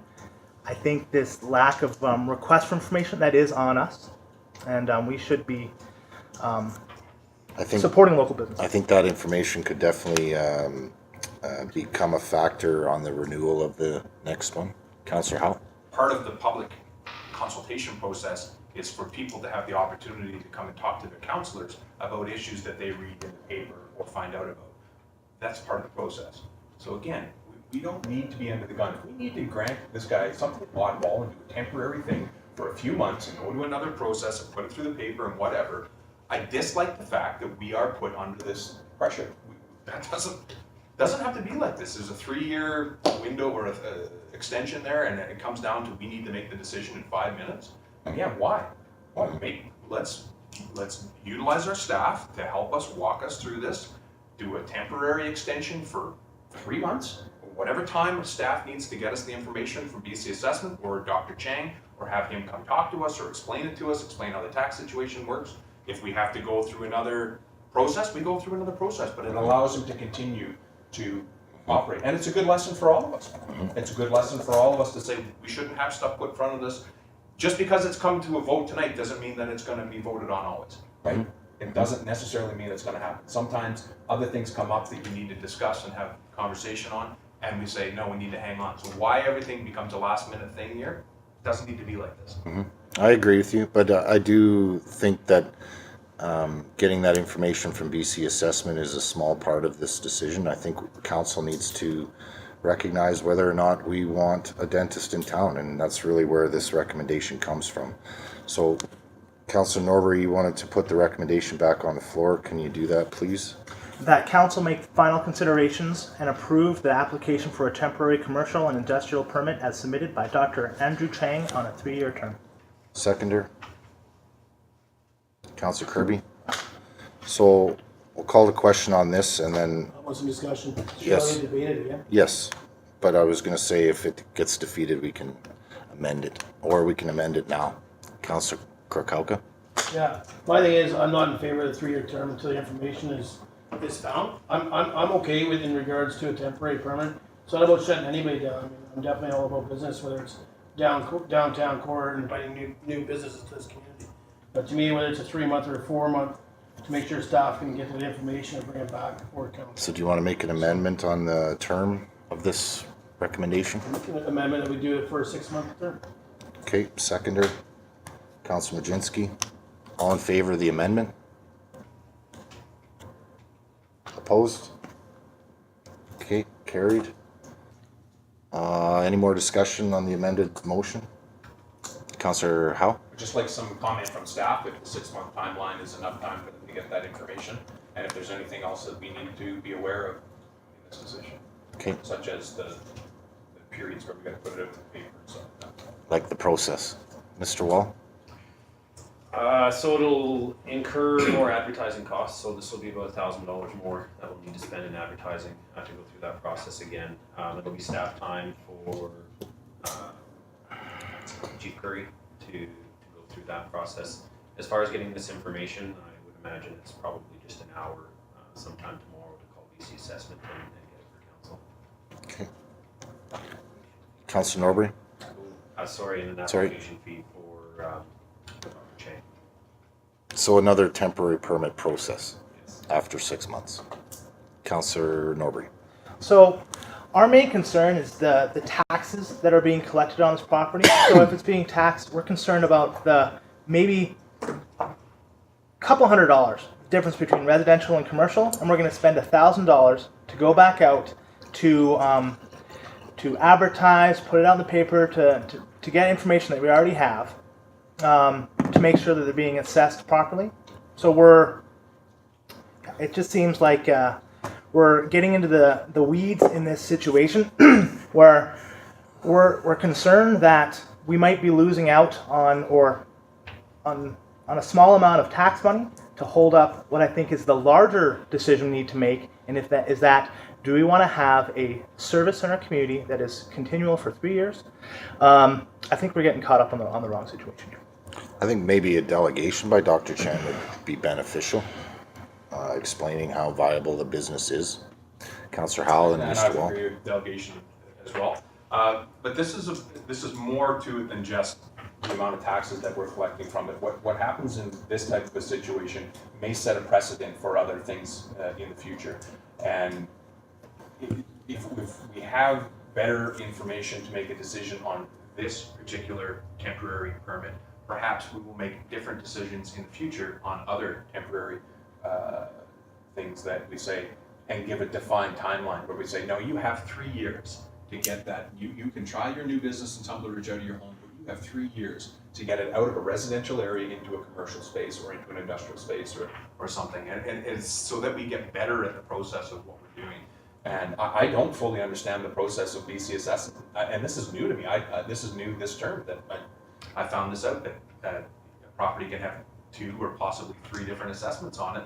And I didn't know that it worked that way. And it'd be very interesting to have that information to see how that's dealt with, how BC assessment looks at these places. And it's also to keep a level playing field. And it is just also about the debate of what would make another dentist want to come to town when this dentist has the market cornered, essentially, from a room in his house. Mr. Wall? Yeah, I was just going to make comment. I can't comment to council on what BC Assessment has done in the past and whether or not they've correctly classified the business. I can say if the temporary permit is issued, BC Assessment will be contacted and they'll update to make sure that it is in the correct category moving forward. So again, I don't know what they've done in the past. I can tell you that our process when these are approved is we send it off to BC Assessment and they'll make the updates. Their process for how to determine is it's a fairly rough and generalized calculation.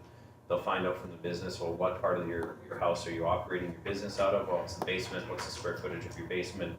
Then they'll just provide a multiplier through the value of the house to find out what the value of the house is being used for business and how much the value of the house is being used for residential. And that's what it'll come to. And that's how it's decided. The reality is in Tumbler Ridge, because the land values, in most communities, the land value of your overall property parcel is worth more than your house. Tumbler Ridge is different. The house is worth more than the land value. So that definitely will play into the calculations. Assessment. But doing that type of split, the difference is not going to be terribly large. Providing the ability for somebody to operate their business out of their residence versus the downtown, regardless of that tax classification, which will make a difference. I'm not saying it won't, but the large difference is that you're allowing somebody to avoid paying downtown rents and you're allowing them to dual purpose a home.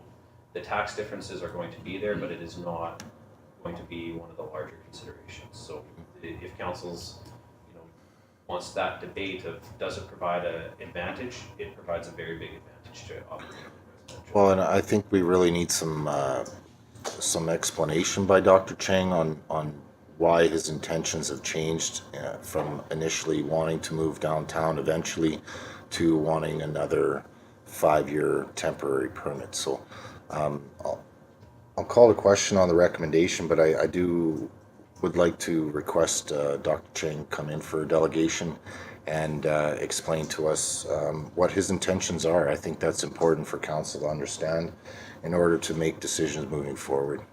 Councillor Howell? And we would have him within the 6-month period? That's what I'm hoping, Okay. yeah, before the next application, yeah. I think realistically, I think any temporary permit that you know, like you said, this could go on for years. Temporary permit renewal, do it all over again for another temporary permit. I think realistically, once that after the 6-year term, the applicant should come in as a delegation and explain the reasoning for the temporary permits.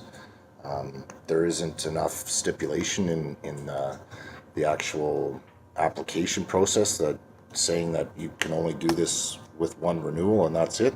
There isn't that stipulation, so obviously we should have some kind of explanation on their intentions. So call the question on the recommendation, or sorry, amended recommendation for the 6-month term. All in favor? Opposed? Carried. Thank you. Here, Bertrand. Yes, Mr. Wall. Just thought of something. I'm not going to tell you it's 100% because this is kind of uncharted territory, but it may actually be with that 6-month permit that you just approved that he can get the 3-year extension on top of that should council want to do it, not making him go back through the whole process. So we've got to take a look into whether or not an extension of the permit can be longer than the original permit. So just Yeah, and I think, and please offer that invitation for delegation too. I think the explanation face-to-face will be very beneficial for sure. Okay, moving on to 8.4, Animal Responsibility Bylaw Amendment Request. A report from the Director of Protective Services dated May 21st. Provide council with a means to consider variations or exceptions to the maximum allowable limit of companion animals a resident is permitted to have. Recommendation, please. Councilor Norbury? That council directs staff to create an amendment to the Animal Responsibility Bylaw number 63, 2016, which would allow for council's consideration on an increase to the maximum number of companion animals permitted on any real property. Seconder? Councillor Howell? Open for discussion. Councilor Norbury? Yeah, I like adding this amendment to it. I understand that it might create more work for us and that people are going to come in asking for these exemptions. But I think that gives us the opportunity to look at if our bylaw needs to be changed. I think if we see an overflow of people coming in with asks to up the companion animals, sorry, I was looking for the right terminology, to be increased, well, maybe that's an indication that we should adjust our bylaw. So I think hearing input from the community through the council chamber is a good way to look at it, needs for policy change. I do agree with you. I think it will increase some of our duties and decision making. I'm confused on the companion name. I think the recent request has been for a working dog type variation, so I'm a little confused on where the companion terminology came from, and whether or not that amendment will include some kind of wording on working dogs. Mr. Wall, can you elaborate on that? the dogs are generally classified as companion animals. Council, in opening up your animal responsibility, wants to create a separate classification. So you say, well, you're not allowed to have 4 dogs as pets, but you can have 3 dogs as pets and 2 dogs as working animals. That's something that can be explored. I don't want to tell you right now that's possible. I'd have to take a look into the types of definitions that are generally in animal responsibility bylaws and how we would define that. So right now they're classified as companion animals. So when we bring that bylaw, that's something we can bring to council's consideration. Okay.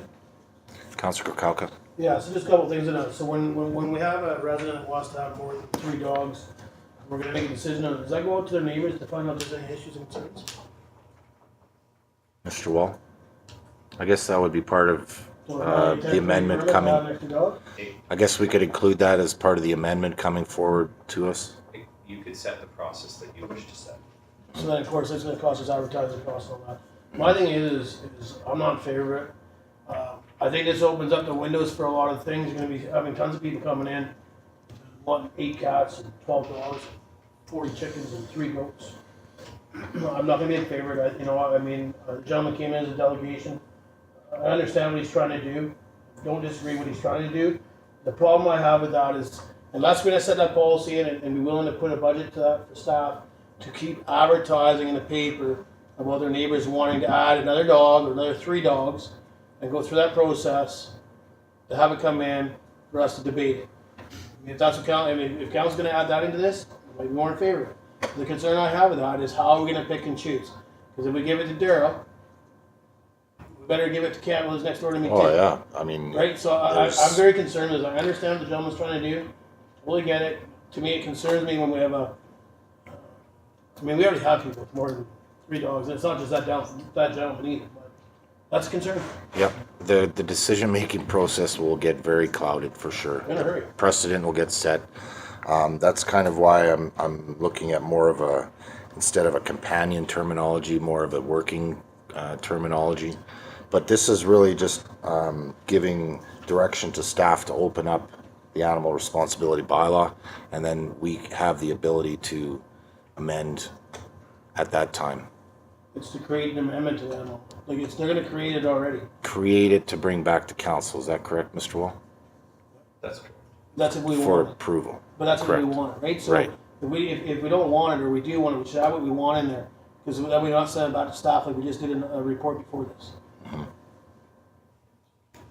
Staff. Yep. Oh, my right side was getting sore here. Good. Councilor Lehman. Thank you, Mayor Bertrand. Whether it be a companion or a working dog, it still ends up being a pet. So, you know, you can call it, you can say it's a working dog because it is, but in the end, it's still a pet. So, I don't know, I just think that, you know, I feel for these guys, but like we've been talking and what's in the back here, it opens up a whole new can of worms, and we're gonna be dealing with this more than we like if we start to change things. Well, and the inconsistencies will happen rapidly, I'm sure. Councilor Kirby, did you have a question? Yes, thank you, Mayor Bertrand.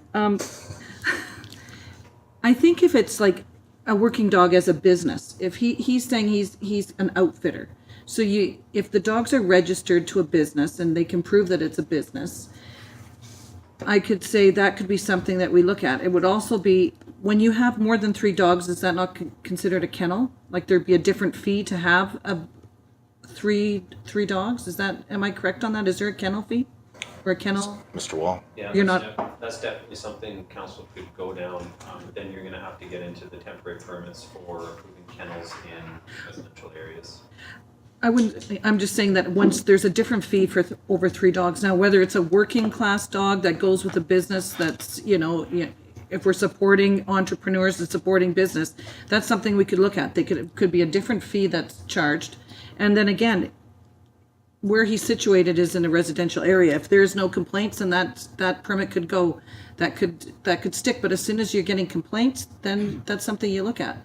But yeah, the variances are difficult, but I think if we really, it would have to be very specific. Is that this is a working business, this dog is this, and but like a I plan. agree with you. I think it is. I think it is viable to open this up for consideration for sure. Councilor Norbury. I'll go back to Councillor Kakauka's comment about posting in the paper. I believe Mr. Wall pointed out that we can develop the policy how we want. I mean, we could just send letters to people within a block radius, and that would limit our costs. The other thing that I wanted to bring up, do we want to be an organization that just says, this is our policy, sorry, we're not making any changes to our policy. I hate when somebody throws a policy in my face and just says, this is the policy, we don't allow any exceptions to our policy. Deal.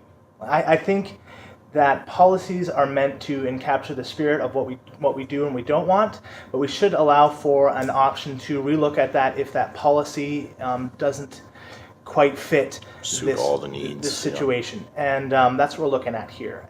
That's just my personal engagement with policies. Okay, Councillor Kokauka. Yeah, just on that, if we add that part, just like we did with the temporary permit, we have to go with advertising, not just to the neighbors. That's why we have to do it with the temporary permit. So, again, I mean, this all came forward because it was complaint. There was already complaints. I believe BYLAW was up there many times. There are no fines at this time, it says in the report.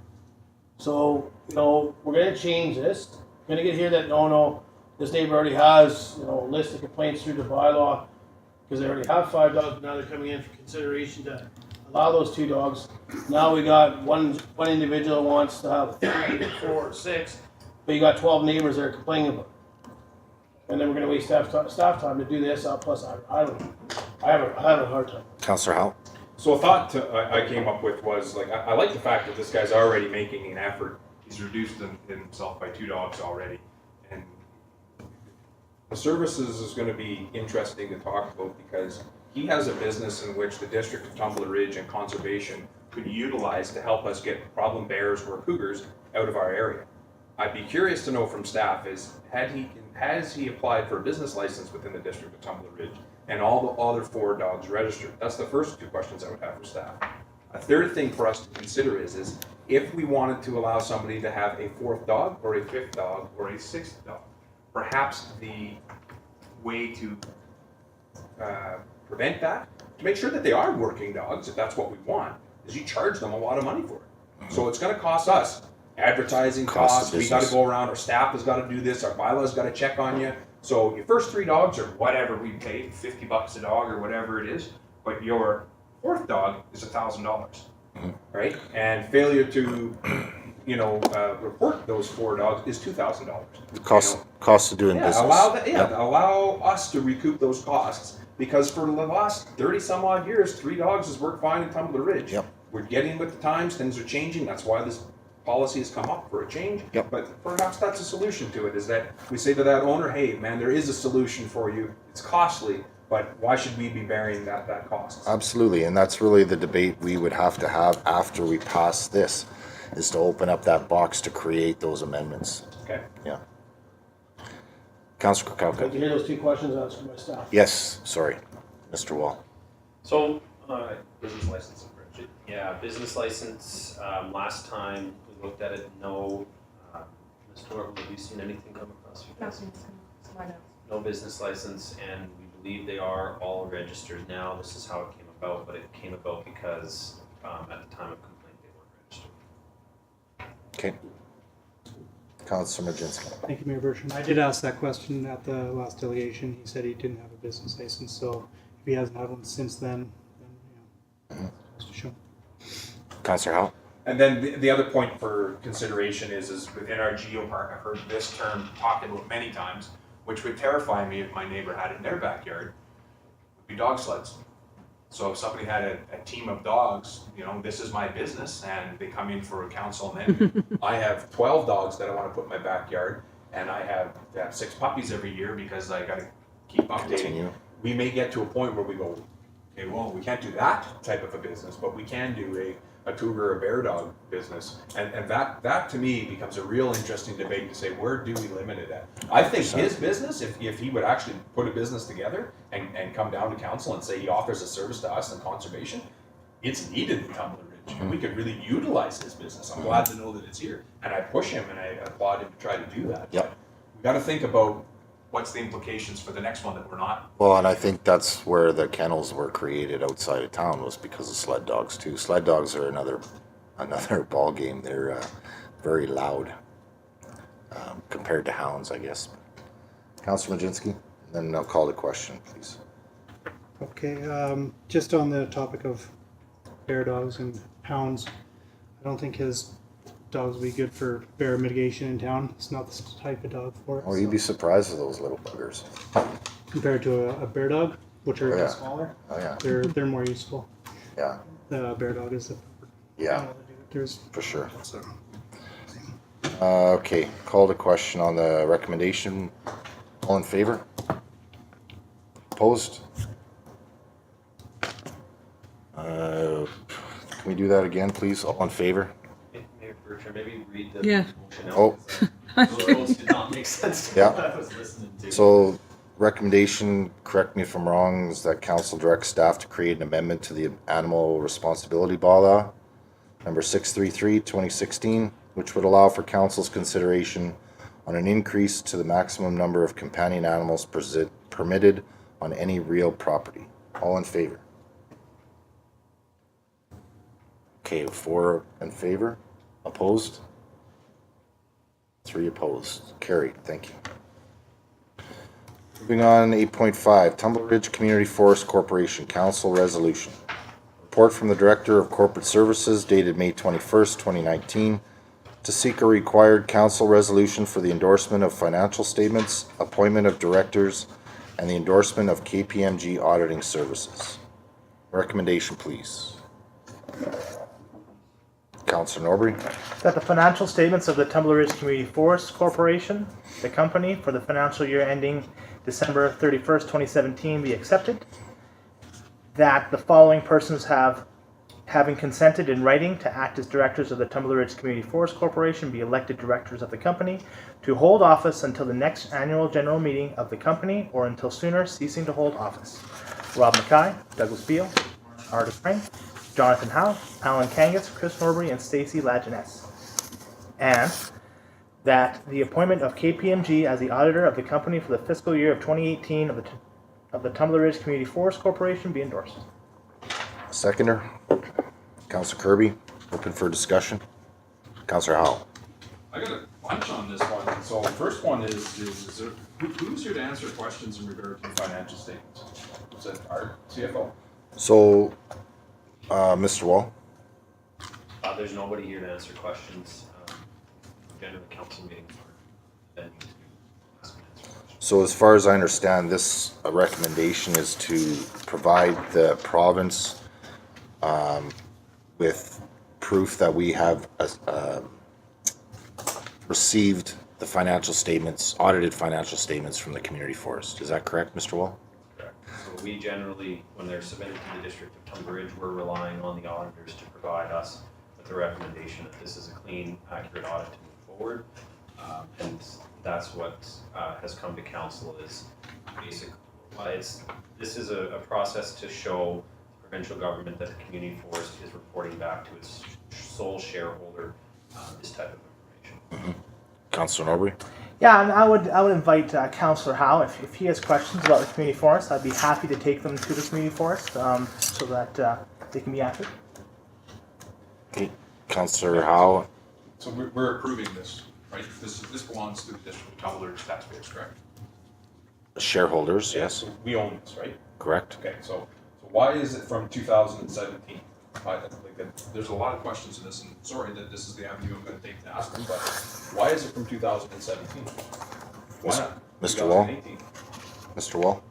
Just the cycle that's been going, we have talked to the community forest in speeding that cycle up. We don't expect the 2018 financials to be coming this delayed. We want to get them done this year as well to catch up. But it's just been slower than maybe it needed to be. Okay, Councilor Howe. So me as the owner, as a taxpayer of this, I have a problem with that. I think that those statements are drastically delayed. I don't care what cycle you're on, you should be approving 2017 statements, whatever, 4 months into 2019. There's an issue there.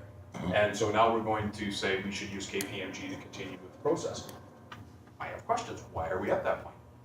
Why did it take this long to get it to council? Why is it here now? I don't get it. Mr. Wall?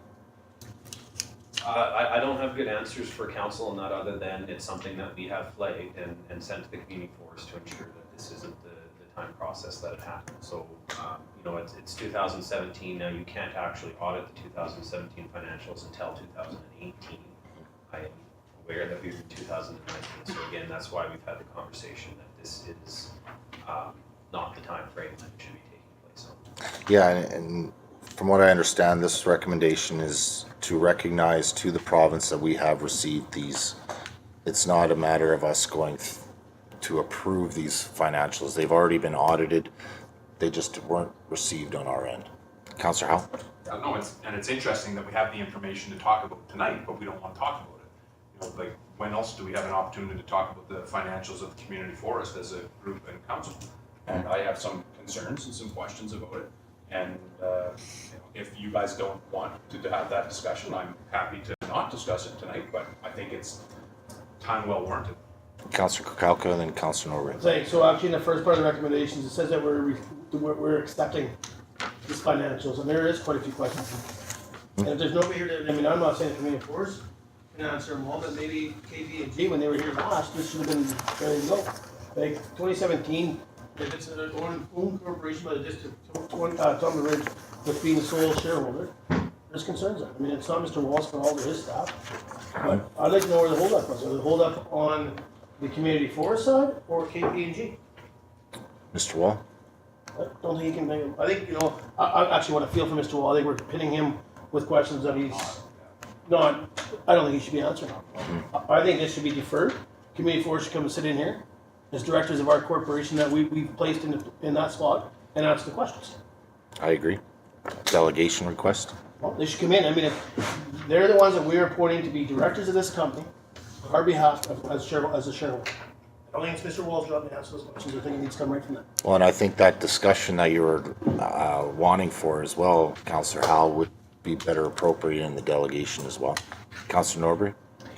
Well, I mean, if there's all these concerns about the community forest, we have open meetings every 4 months. I mean, I originally got involved with the community forest because of concerns brought up by the last council. I wanted to know more information, so I took the step and I went to their meetings and I joined.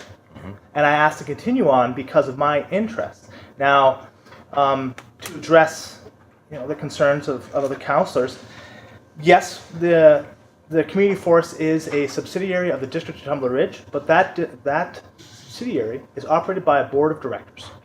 Now, we can make requests of the community forest.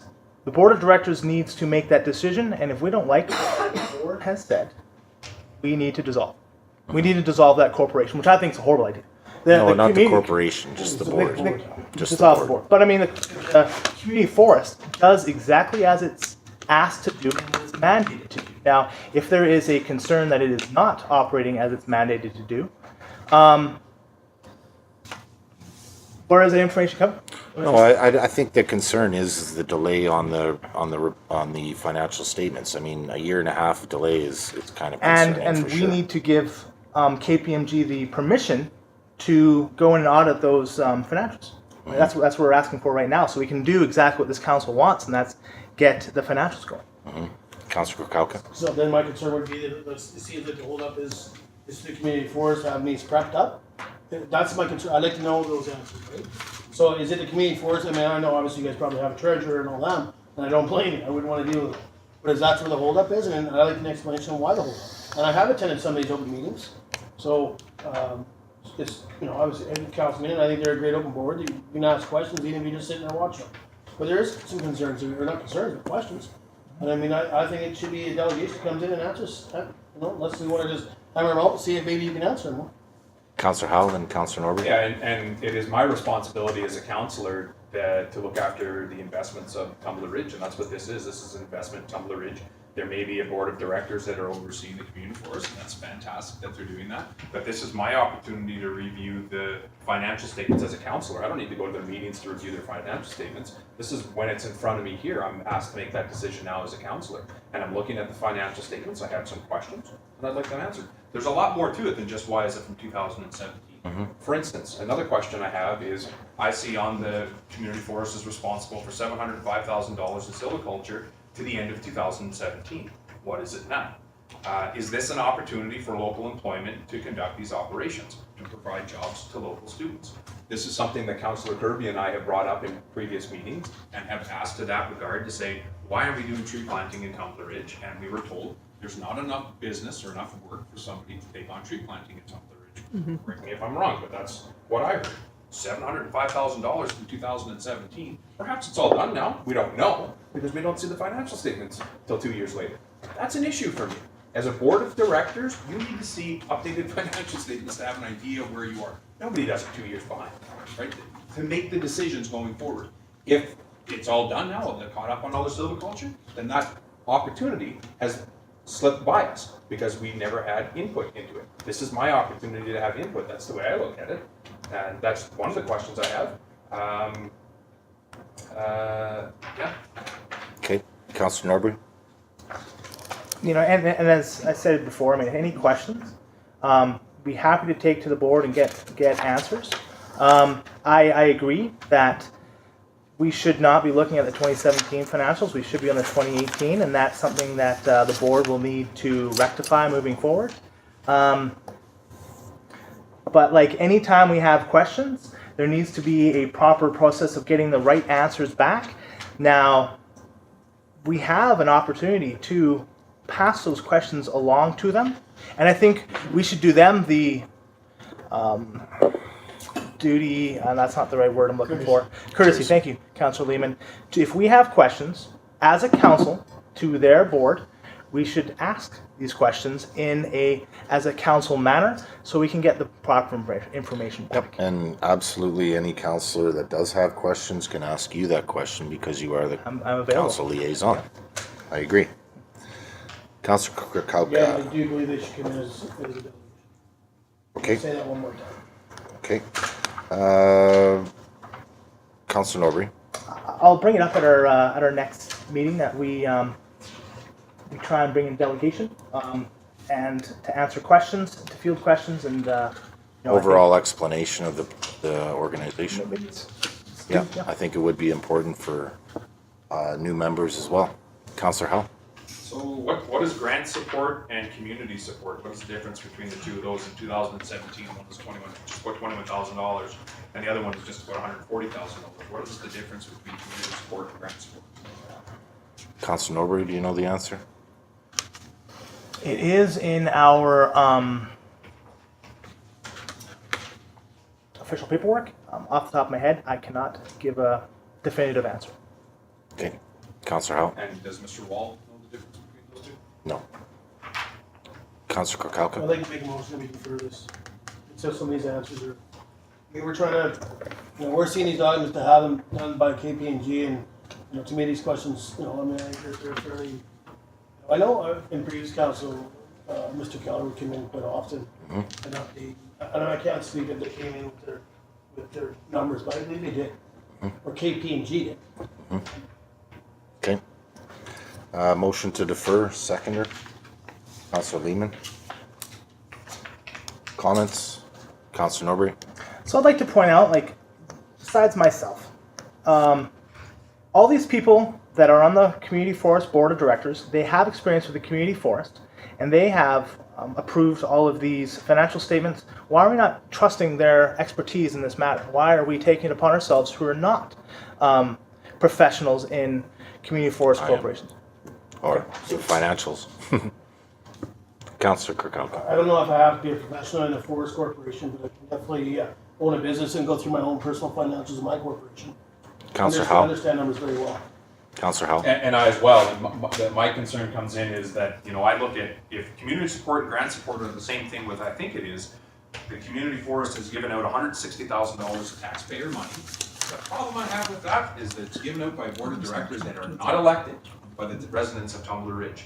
It's not even brought into us to discuss what happens. So I think that this has come to a head. This is the opportunity for us to talk about it.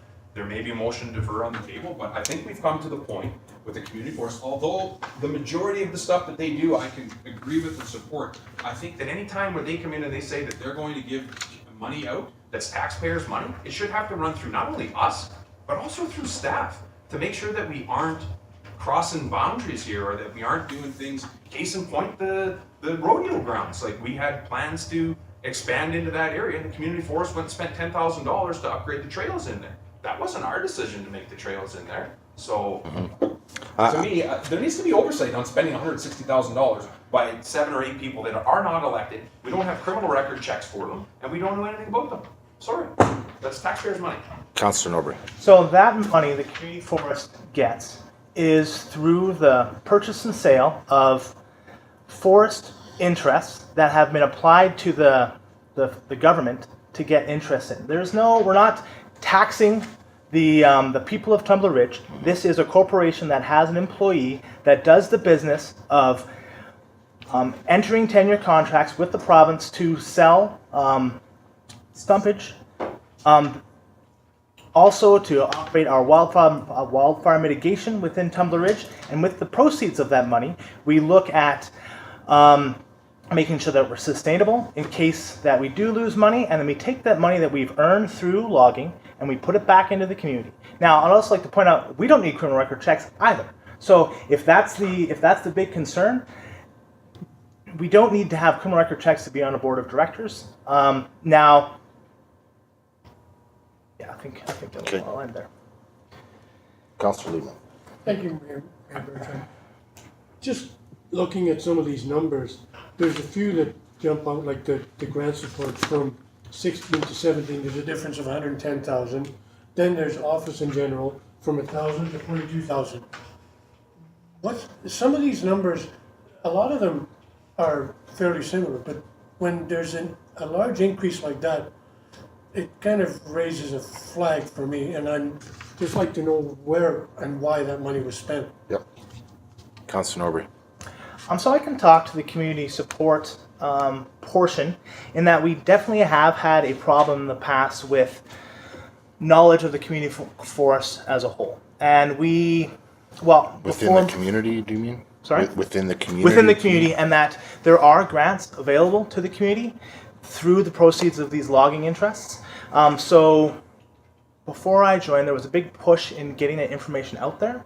And now I think people have realized that they can gain access to these funds, these proceeds from logging, because that's the purpose of the community forest, is to manage not only the eligibility of these forests, because I mean, if we're not logging these trees, like there's a certain point in time where they're not harvestable, right? So we're just our purpose. Well, the purpose of the community forest is to make sure that they're harvested in an appropriate manner to prevent wildfires, to harvest them in a timely manner, and then also plant so that they can be reharvested again. And the sole purpose, just like the NDIT granting organization, is just put it back into the community. Mm-hmm. Yeah, and majority of those grants and community support comes from profits from the actual business. It's not actually taxpayer money that's providing those grants. Councillor Kirkhalken. Councillor Lehman hit a couple, but like you got other for 13,000. What's other? I mean, I tried to look through your notations. Can't really find other. You also have in here office in general for 42 grand. I mean, I'm not sure. I don't believe there's an office in Tumbler Ridge, so is that office rent in somewhere else? And then you have then that's the questions I have. And I mean, I'm not trying to put you on the spot, but I mean, no, and I don't. Up Thursday, Monday's a holiday, you're in town, but you also have consulting fees. 98 grand in 2016, 86 in 2017, which is fine. Then you get an office in general at 42. Is that also going to your consultant? Councillor Norbury, I don't think you need to answer those questions. I think those questions need to be answered on a delegation coming forth. So I'll call the question on the motion to defer. All in favor? Opposed? Carried. So Mr. Wall, if you could please extend an invitation to the Community Forest Board to come as a delegation and explain the financial statements, please. Okay, moving on to 8.6, Aquatic Center Annual Shutdown. Report from the Acting Director of Community Services and Facilities dated May 21st, 2019. Provide information on the annual Aquatic Center shutdown. Recommendation, please. Councillor Norbury. Can I speak to this before I make a recommendation? Just 1 second. Are you leaving, Trent? Yeah. Okay. Have a good night. Go ahead, Councillor Norbury. So before I make a recommendation, I was the one who brought this forward, and there were two of the big glaring reasons for me was that I felt there were better times that the community could access water activities So if we shut it down in September, October, they could, the community could go out to Gwillem, they can go out to Flatbed, they can get their, they can be in their pools. And the secondary was the fact that the triathlon is a month and a half after the pool shut down. But seeing this information, I feel that any other month is a bad time to shut down the pool. As far as usage goes. As far as usage goes, I mean, December and January, there are low numbers, but there's no other water activities available. Councillor Kauka. The only thing is, not that, I'm not sure where you're gonna go with your motion, but I probably didn't want to hear that. But April's got 3 nights if it's shut down. What's the numbers actually would be if it wasn't shut down? It could be 2,000 people in there, we don't know. I mean, the pool wasn't drained this year. I mean, the pool might have been maybe not even having to be done, I'm not sure where it worked, it's not my business. But maybe that pool could have been still accessible, I'm not sure. But, I mean, how do you go off proper number? To me, I don't disagree with you about looking for a different time to shut it down. I mean, I've said it over and over and over, tree planters are here, kids are trying to pool, so. Councillor Norbury. And that was my thought before making a recommendation. I don't really have a good recommendation here because the information that I was looking for lends credit that April is the right time. Okay, Councillor Majinski. I just have one question there, Mayor Bertrand, about that. Why does it have to be 1 month? Like, if the pool's not getting drained, why isn't it just closed down for a week or 2 weeks for painting and general upgrades? And then maybe it's every 2 years or 3 years that they need to do the sealing of the pool, they drain it, and then it is closed for the month or the 3 weeks that it takes to do that. It's just uncertain why Mr. Wall? every year it's... Yeah, I can ask for sure. Yeah, no, it won't be shut down for 1 month every year moving forward. Is there a reason why it was shut down for like that month in past? Okay. Good answer. Good answer. Councillor Not Kirkhope. a good one, I'd be curious to that, maybe that can come out later, but if there was courses being ran or whatever, I think the council should be aware of that. Okay. If we don't have residents being able to use the pool if they're training. And I know, Councilor Norbury, you can't really say that, but there's other people that have come to me at the store and said that, pool shut down, they're trying to train for this. So I know you've mentioned. It's definitely an inconvenience to our community. Our pool is very well used and very well appreciated. So anytime maintenance happen, it's definitely an inconvenience. Councillor Howell. And I just like simply stated, I think the length of the shutdown should be based on the maintenance required. It shouldn't only be a month. Because we may run into circumstances here 5 or 10 years down the road where it may have to shut down for 6 months. And we don't want to cram it all into 1 month and pay massive overtime or whatever. So it should be based on the amount of, and just to maybe an update from our administration to say this year's pool shutdown will be 3 weeks. This is what we're doing. We're open a week earlier than what we're anticipating, or this time will be 6 months. Just a bit of information would be better for Prior to. Yes, and so we can go back to those residents that come and say, why are they shutting down for a month? And it looks like all the water's still in, they haven't done anything. Yeah. We can tell them, well, this is what they're doing. Yep, I agree. Mr. Wall, is there a possibility of update before the pool shutdown planned? Okay, so I don't believe we need the recommendation on the floor, is that correct? Or would anyone like to make a different recommendation? Okay, moving on, 8.7, Teacher Appreciation Event, a report from Acting Director of Community Services and Facilities, dated May 21st, 2019, to provide a proposal for a hot dog barbecue lunch to be provided at TRE and TRSS in the month of May for faculty and students as a teacher appreciation event. Recommendation, please.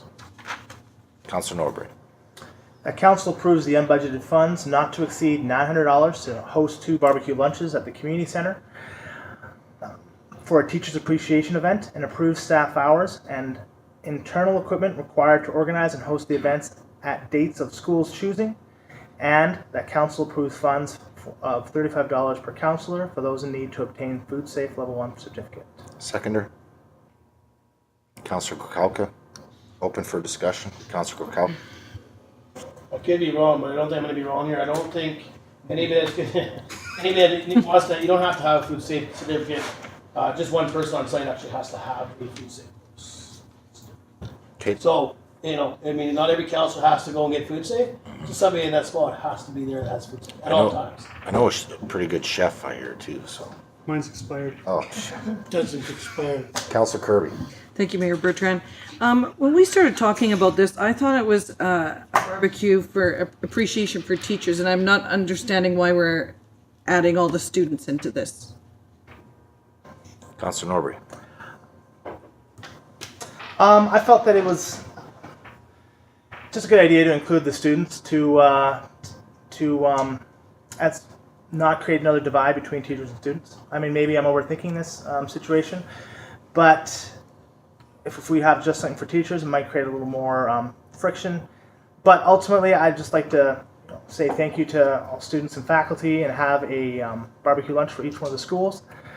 I personally would like to see the barbecue lunch to happen at the elementary school and one at the community center, because it is a little difficult to wrangle up all those students to get to the community center. Yeah, there's one, well, it says here for TRE and TRSS, so I guess location will be determined. Councillor Kukalka, or sorry, Councillor Howe, then Councillor Kukalka. Yeah, so the couple things that I'd like to point out is, while I don't doubt the intention behind this is good and I agree with it, I don't see how providing hot dogs to the children of the school and the high school shows appreciation for our teachers. I agree that we need to come up with some way to show appreciation to the teachers. I don't think a hot dog day is the way to do it. You're feeding the students at the school, not the teachers. Perhaps, we could massage this a little bit better to come up with something that, if council feels that this is something they really want to do and we want to show the teachers appreciation, we have a dinner with the teachers. We go out to the golf course for one, or we go to the inn for the other, or we go to the steakhouse for the other, and take the teachers out away from the students. To give them a break, to give them the opportunity to discuss stuff, adult situations, stuff that they want to talk about that they can't really say in front of students or other faculty or what have you. So just the thought that I don't quite get it. I get the intention is there. I just don't think feeding all the kids hot dogs, the teachers probably enjoy their half-an-hour lunch break to stay away from the 100% they do, Right? yes, 100%. Would you like to make an amendment on the motion? Just for discussion, I want to just Okay. massage this a little bit here. Councillor Norbury, then Councillor Majinski. Sorry, hang on. Councillor Kukalka, Councillor Norbury, Councillor Right, that might Majinski. help you, Your Worship. Yeah, I actually kind of feel the same way as Councillor Howler. It can be anything, and I think, like you said, your idea in the heart was there, but to include the children, I think the idea is to show appreciation to the teacher and the faculty. Whether it's a meet and greet at the Councillor House at dinner there, even a meet and greet at the Vic Center with wine and cheese, or even in council chambers. Something where you're getting them out of the hostility or whatever, the pressure of their day or their week, just to have downtime with their own peers. I think that would go a lot further for sure. Councillor Norbury, then Councillor Majinski, then Councillor Kirby. Yeah, make really, really good points. Now, and this is sort of like a quick thing because of the situation that's happening with our teachers today.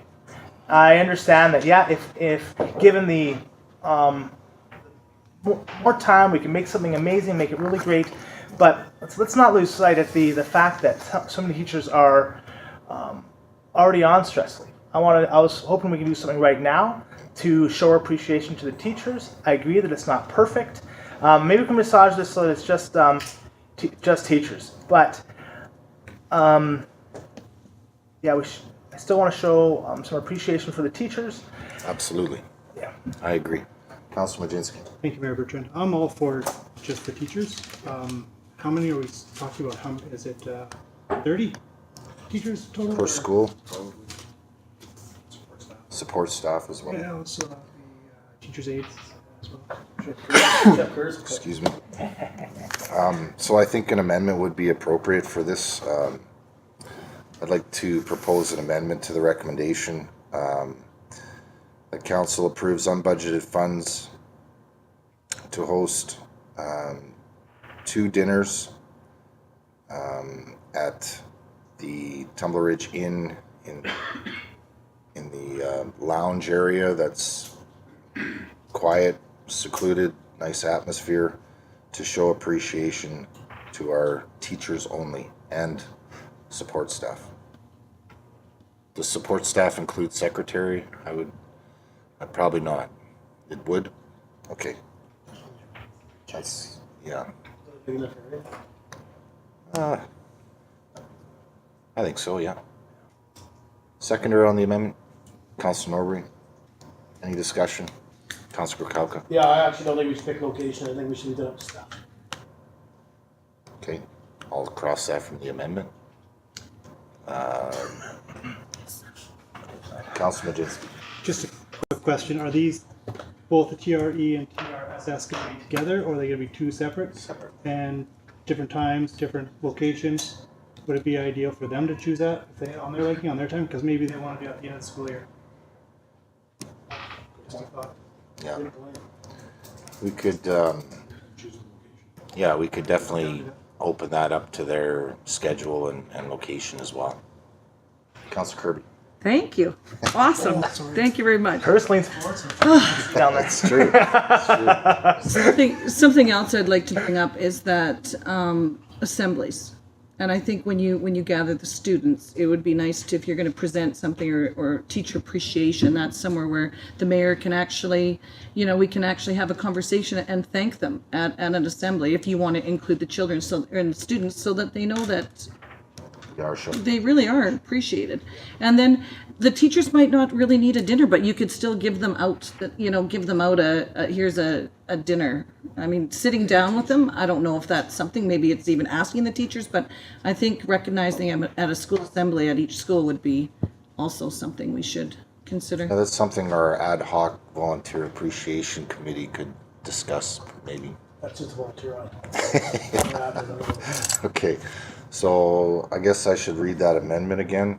Can we read that amendment again, please? Do we have record of that?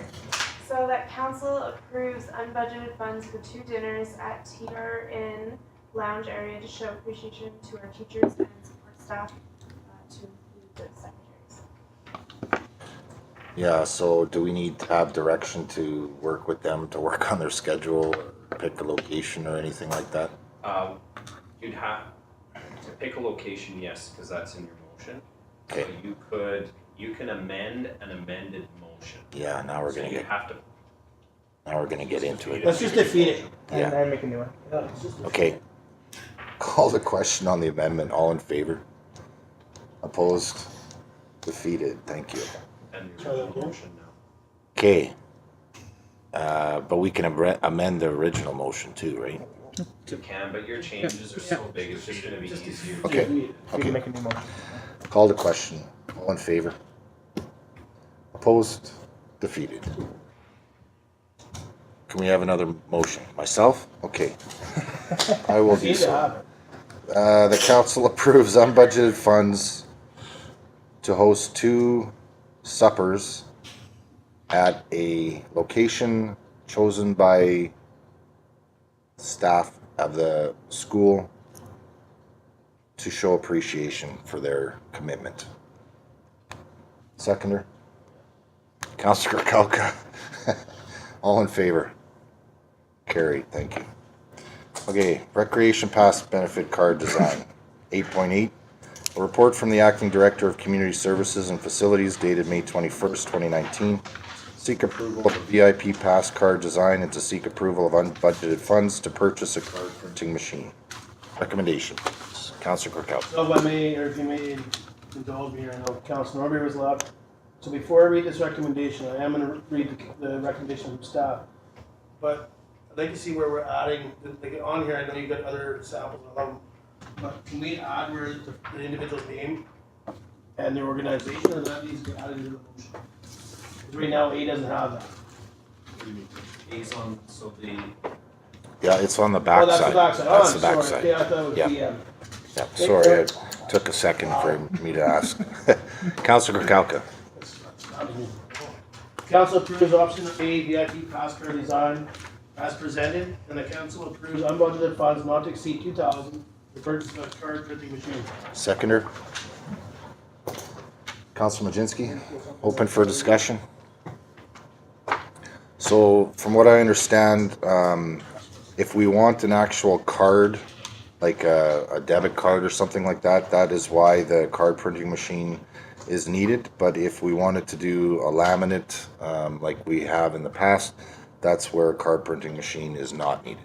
Councillor Howe. Well, I think the card printing machine's an awesome idea. I think there's a ton of uses they can use that in the district. One that comes to mind for me is the golf cart, golf cart storage.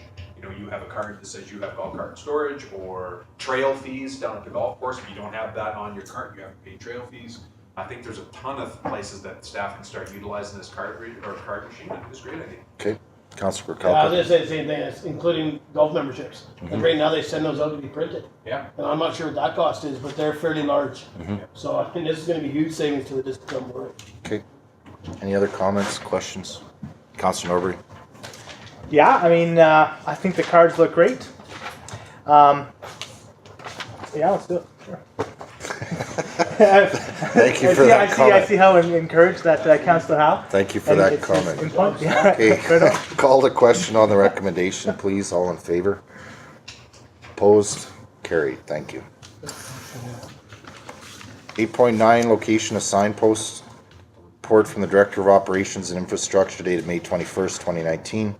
To present a recommended location at the Visitor Information Center for the log pole with signpost markers which were previously located at the Community Center.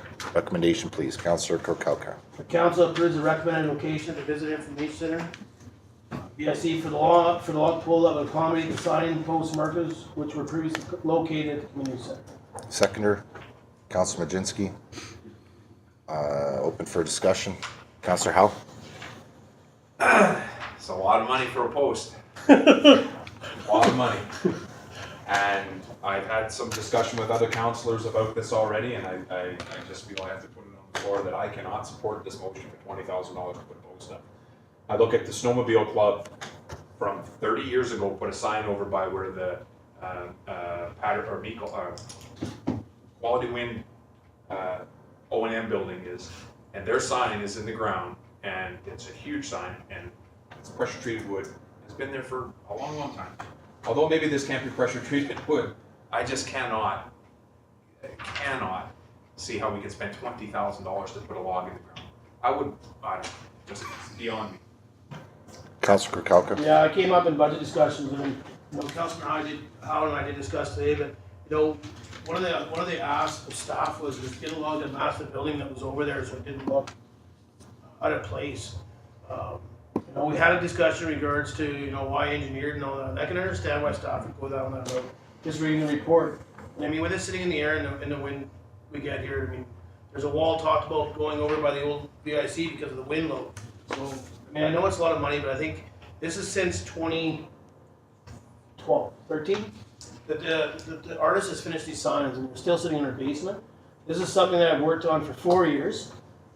I want to see it succeed. I don't think that $20,000 is too much. I think that was what was budgeted by staff when they looked out or went out into research it all. So I will fully be supporting this, that we can get this job done. Mr. Wall. Okay, good news and bad news for the debate. The good news is the $20,000 is approved, so that's not what council's debating right now. It's just where the location is going to be. The bad news is we got our engineered foundations for what this needs to be, and it's likely we're going to be coming back to seek more funds from council to complete this project. We are seeking a separate opinion before we move forward, but as of right now, it's likely that this price is going to increase by $5,000 to $8,000. Okay. Any other comments or questions? Councillor Kirby. Thank you, Mayor Bertrand. I realize there's sentimental value in this signpost. I have been voting against this since the day one. I think it had a place at the time. Moving forward, I don't really agree with it at the Vic Center. I think that's prime real estate. We don't really know what's happening. We don't have a concept of how we're going to develop that area. And I will be voting against it as well. Okay. Councillor Lehman. Councillor Kirkhope. I know that, thank you, Mayor Bertrand. I know that the 20,000 was approved, but $12,000 for a log? That seems like a lot of money. Plus shipping, probably, yeah. Councillor Kirkhope. Yeah, I have no issue with the location, and even in regards to what we're going to process in that area, I'm pretty sure we're not going to be touching that area that it's at. And the reason I like that idea, or where staff's picked, if somebody goes and hikes a certain trail within this area of Tumbler Ridge, there's actually markers on there that they can see the birds on cliffs. Hopefully that, I can't tell you how staff's gonna do it, but if staff was to point that art piece towards there, a person can say, I climbed it, let's take a picture with it. I like it, I'll be smart. The costs are expensive because when you're dealing with any kind of foundation, there's a lot of steps involved. I have some experience with that. Soil tests need to be done, loads need to be done. Just digging a hole and throwing some concrete in the ground doesn't suffice anymore. So I'm not surprised by the costs involved, for sure. Councillor Howe? Yeah, and again, it is the location that we're discussing. I just cannot support the location because it's too expensive to put the pole there. Perhaps the signs could go on the sides of the, I don't know, the museum or something. But what I would add to the conversation is does Watson Lake spend $20,000 per pole for their signposts that they put up? If they do, they spend a lot of money for their signposts up there, and I'm sure they don't. So, although the debate can be had to say, oh, we need the engineers to do this and this and this, come on. Put a hole in the ground? Dig a hole, put the pole, falls over, put another one.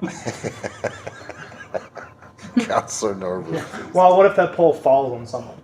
And then that $20,000 that it costs to put it up the proper way, we just saved, hundreds of thousands of dollars in litigation. I mean, if we as an organization want to do anything, we're stuck with paying that extra price to make sure it's done for life, for 100 years. Professionally, yeah. Councillor Kukalka. So again, I guess, and I think Mr. Wolf pointed out to me, we're actually not debating the price right now, we can debate that another night. Too expensive to put it there. Well, we don't know what the price is actually because we're gonna come on forward, it sounds like. So we're actually just debating the location. So, again, I have no issue with the location, because we don't know what the price is gonna be. So to me, we're debating a cost that we don't know. Councillor Medinsky, then Councillor Howe. Location's great. Councillor Howe. Again, they put power poles in the ground for power transmission lines all the time. They don't do an engineered drawing to put a power pole in the ground, which supports electricity. And if they fall over, people die when they fall over, right? I mean, this is overkill, way overkill. Put the signs on the side of the museum, save yourself 20 grand. Okay, call to question on the recommendation. All in favor of the proposed location? Opposed? Carried, thank you. Okay, 8.10, strategic timeline. Report from the Deputy Corporate Officer dated May 21st, 2019, seek adoption of the 2019 strategic timeline. Recommendation, please. Councillor Kukalka. Council adopts the 2019 student timeline as presented. Seconder, Councillor Norbury, open for discussion. Councillor Kukalka. Yeah, so I'm not, like, I mean, I get this and I see some of it, but like some of the snow removal and stuff like that, to be determined still. Is that gonna be something before winter? Mr. Wall, So go ahead. I can read if somebody else had their hand up there. No, I don't think So so. Skunk water issues were supposed to be forwarded on May 21st regular council meeting, so we're approving this, those timelines are gonna change, I'm assuming the ones that aren't on this agenda? Yes, so I got a few changes as far as timelines go, and again, these reporting dates change. This timeline is live. So a few of the things like downtown zoning report will be coming next meeting instead of this meeting, June 10th, as well as the entrance signs, June 10th. Skunk water issues, June 10th. Okay, and that's fine, and that's why I was Steep Rock asking Strata, June 10th. Yeah. that. So you have a different copy than we do, or? No, I just went and asked today. Yep, Councillor Kukalka. So just on that, and that's fine. When do we start adding some of the stuff that council is gonna eventually get together and talk about? As far as Strategic planning. You know, whether it's the laydown yard, whether it's the finishing of the walking path. so that's in there. Mountain bike trails. The laydown yard is in here as Yeah. far as fairgrounds. Yeah, yeah. So we don't know if we wanna do that. I think that's an idea I was throwing out, waiting for a report back, but maybe we should get the will of council. Maybe there's a different idea. Imagine there's gonna be somebody, so when are we having that meeting to add, like, I know we're not gonna add it to it for this year for staff, that's for next year. Yep.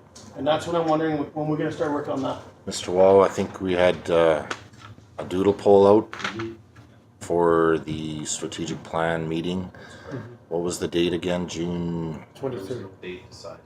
Majority was leaning towards 17th or 23rd? Sunday. July 23rd. July. June 23rd. 23rd.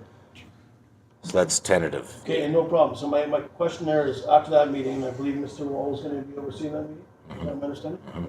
So then eventually we're gonna have another one. when will that be added to this plan that they're gonna start not working on? There's gonna be some budgets that need to come out of it, whether it's, and Councilor, I'm not trying to speak for you. I just know there's an idea down there, it's a lay down yard, I know it's in here. That needs to be decided on, and it's gonna cost us $4 million, or whatever it is. When do we add that? So- Like, we're gonna approve this right now, Yep. but we can add to it after these meetings, for stuff that I'm gonna start working on for 2020? Yeah. For the budget. For the budget, yeah. These timelines are composed most definitely from budget. No, I'm just asking, like, I know we didn't get that chat in this year. Yeah. So of course, there's no really well, I'm not saying these aren't wants of council, so don't take that wrong. But other ideas of maybe whether it's the mountain bike trails or lay down yard or walking paths finished off. And that's why I'm asking, right? Because that could have been added on, or we could have started somehow, but as long as that can be added on so we can get budget costs, so we're ready for budget. For next year. Yes. Yes. Okay. Councillor Howe. So the ship has sailed on council input on strategic planning for 2019? As far as additions to this, as far as budget, We haven't had a strategic planning meeting yet, right? We never actually got together. So the one we're talking about doing in July is for the next budget season? correct. Well, that's news to me. I thought we were still trying to get our, For Stuff this together. year, our budget's passed already, so this is developed from our budgets that we've created. yeah. But I've tried to get a strategic plan in place, a strategic planning meeting in place since we started council, and we never did one. And, you know, we don't have a strategic plan.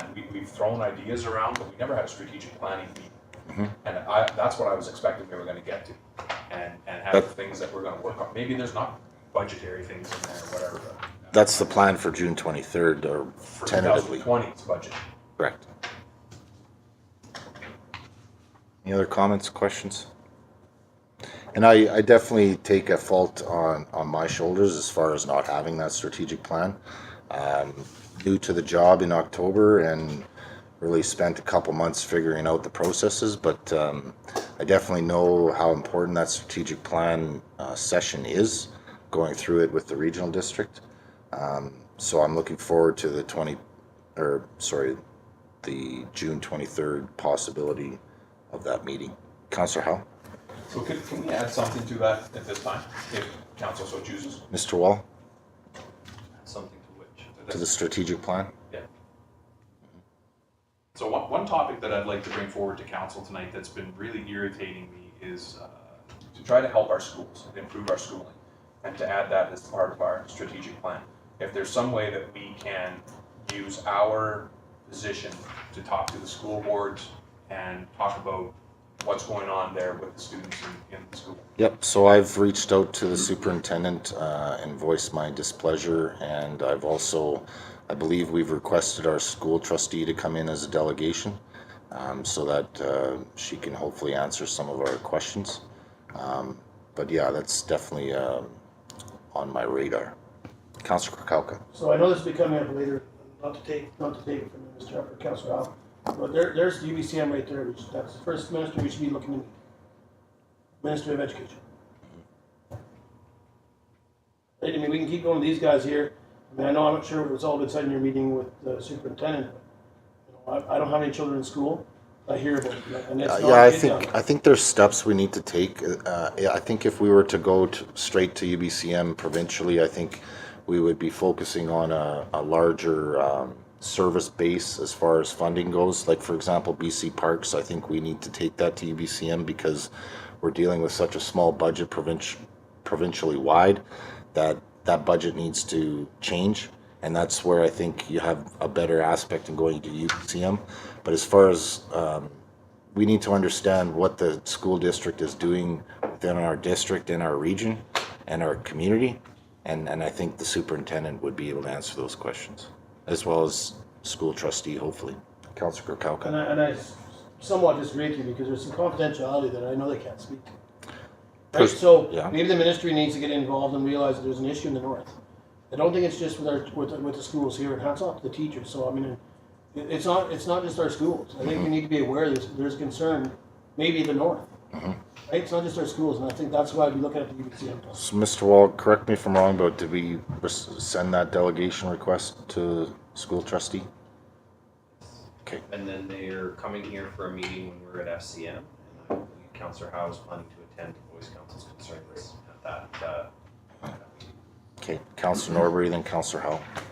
Yeah, so I definitely appreciate the importance of making sure our education system here is the best that it possibly could be for our residents, but we're dealing with an organization that is a lot more complicated than we realize. I mean, we could be.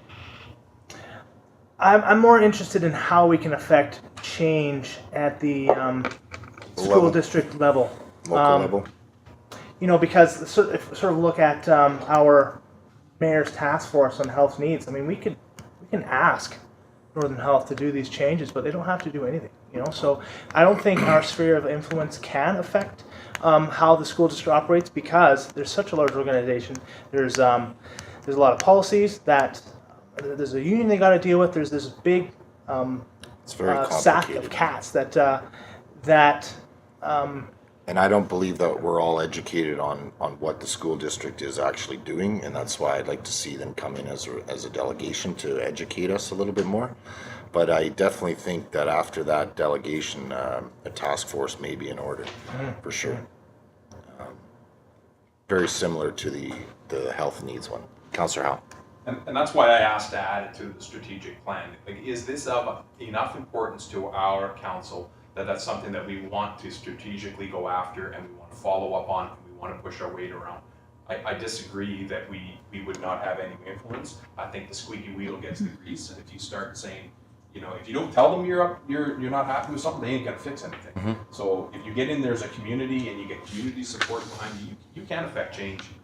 You know, and we may not be huge things that we're asking for.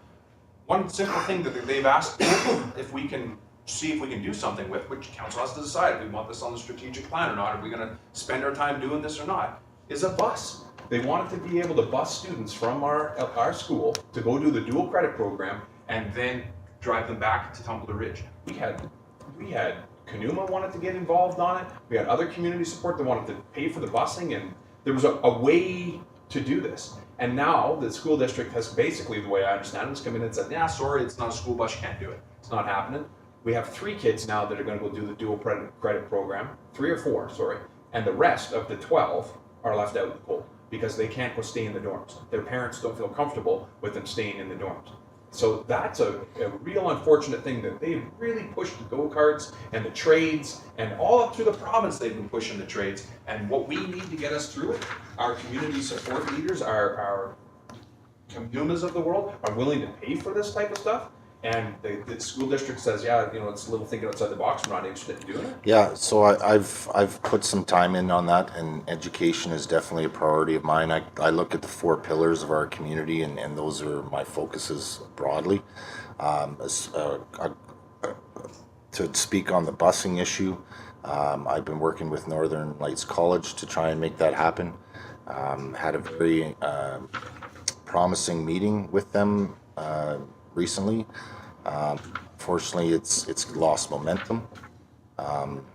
So I am making that a priority still.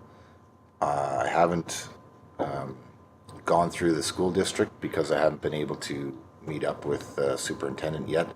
But I think we need to request the superintendent and school board trustee to come in as a delegation.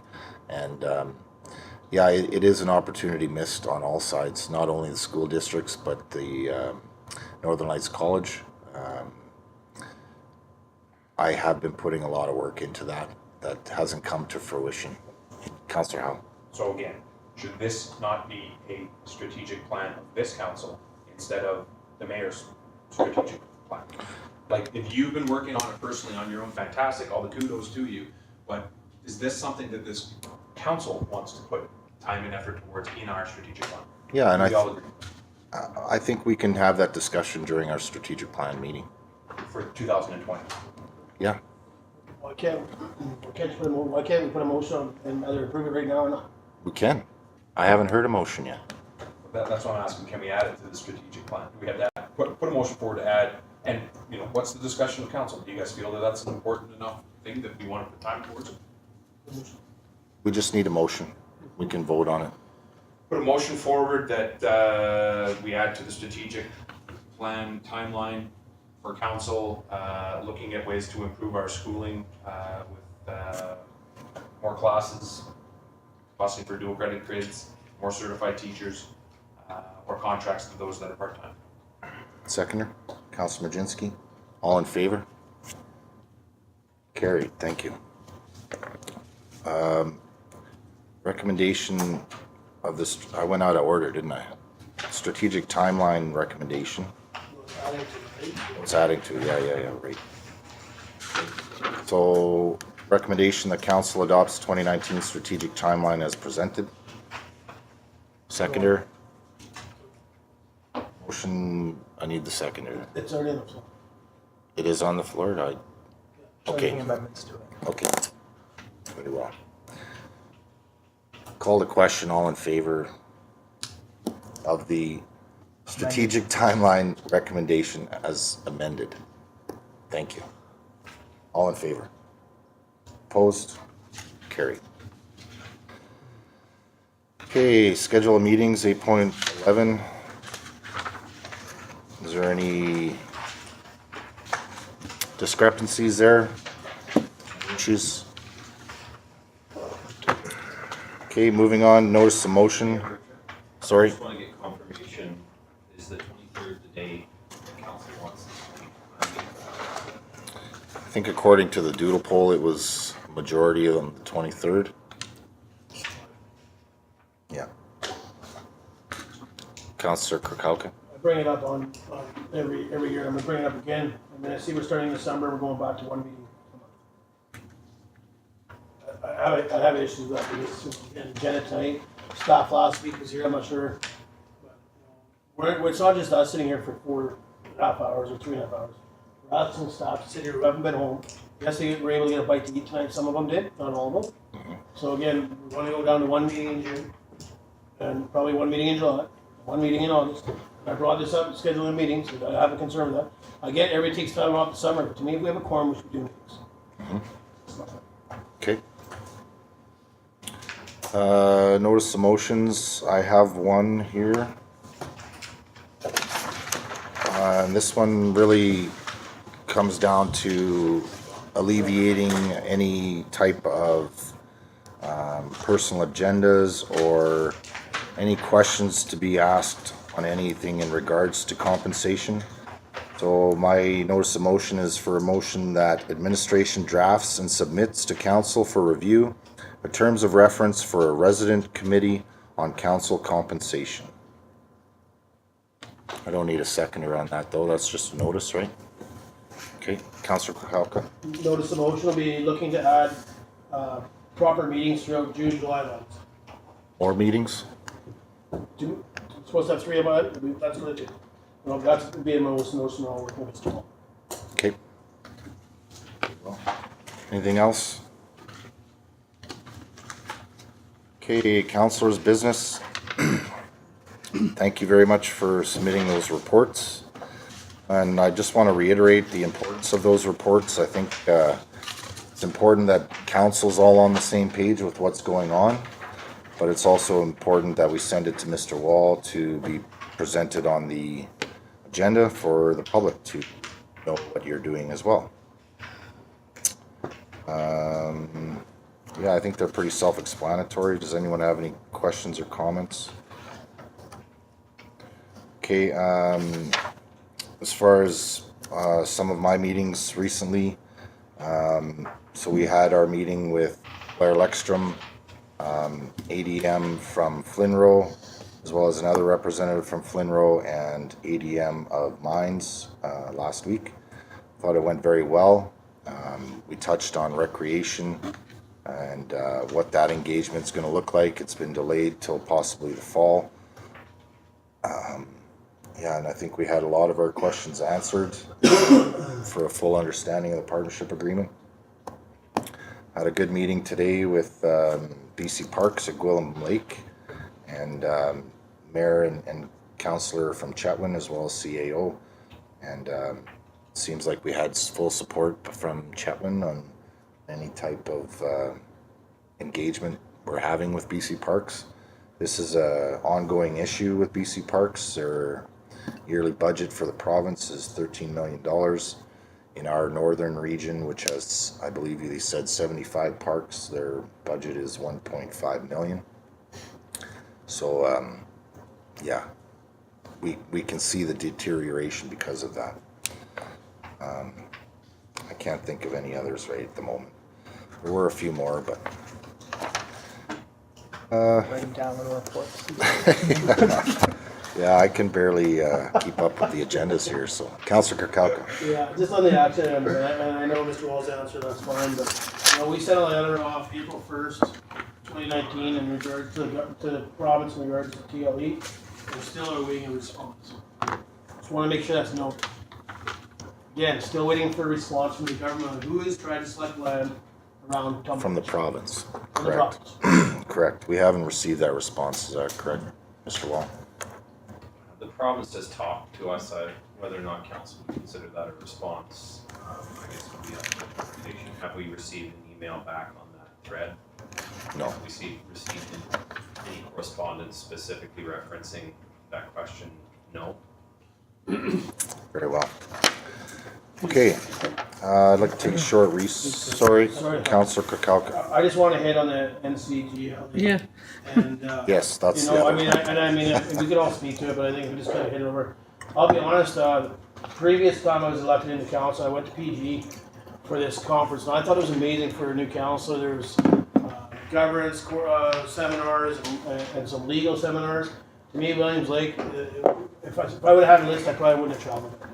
I went to two great seminars, I thought, and one was Tourism in Northern British Columbia, and the other one was to I don't have the terms. Childcare spaces. Childcare spaces, and again, that was brought up. Mr. Wall's already probably seen it, and staff's probably been working on some grants, but it was brought up at UBCM last year.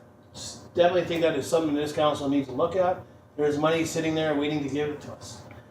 Very few communities have applied for it, so, but yeah, I wasn't too impressed with this year's conference. This is only the second one I went to, but for the expense of it, I mean, I'm going to talk to staff and just find out if we can get a list a little sooner on what the conference overall is going to be, what talk's going to be there. I mean, I know myself, it didn't keep me well awake.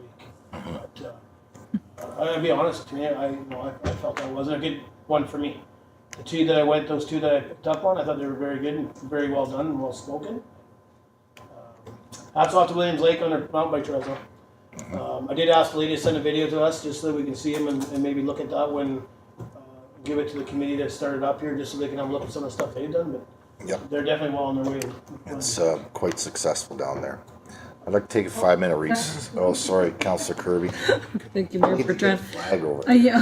I just wanted to note that council was prepared to speak to our ORV resolution at NCLJ, and we did not have to. It passed, and so that's a good step. And just for councillors that are going to be traveling to FCM, read over the resolutions, because those are probably the most interesting part of these conferences, of getting a vote. And something that I think that we should be adding to our strategic planning is resolutions and that's ideas and changes that we can make. Today, when we were with the parks people, they said to us, wow, you guys really got things going with all the letters that you kept sending to the ministry. You know, we got action where the PRRD didn't have the same response.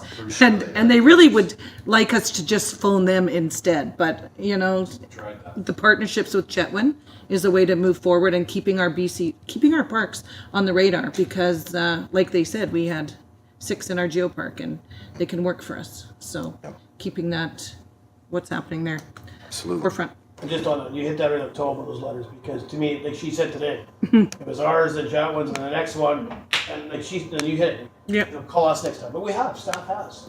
So it just shows, like you said it earlier, shows if you keep going at the wheel, it worked.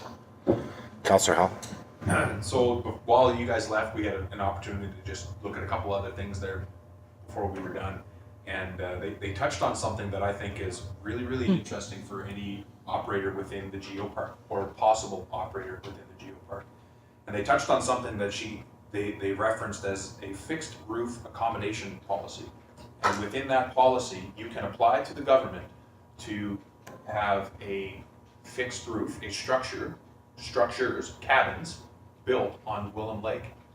You can apply to do this yourself if you were going to have a tourist area or whatever, you're going to rent out cabins or whatever, because we talked, why doesn't the government do it? And they said, well, you guys could apply for a fixed roof accommodation policy. That doesn't mean you're going to get it, but for somebody that may be interested in having something similar to what the school district has, or a retreat, and the topic came up of, we could, partner up with Chetwynd and Westmo and Soto and have like cabins over here, and then maybe you can rent teepees over here, and bring the cultural aspect into it as well, or go yourself. But I thought that was very interesting, because that's something that I always thought would be very, very great. It is very interesting that they would even be willing to that idea. Councilor Majinski. That has spurred a good thought in my head.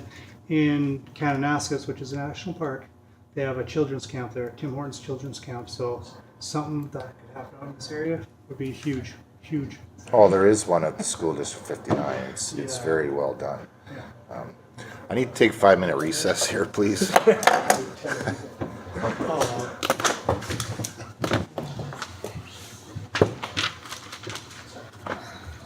Yeah, we're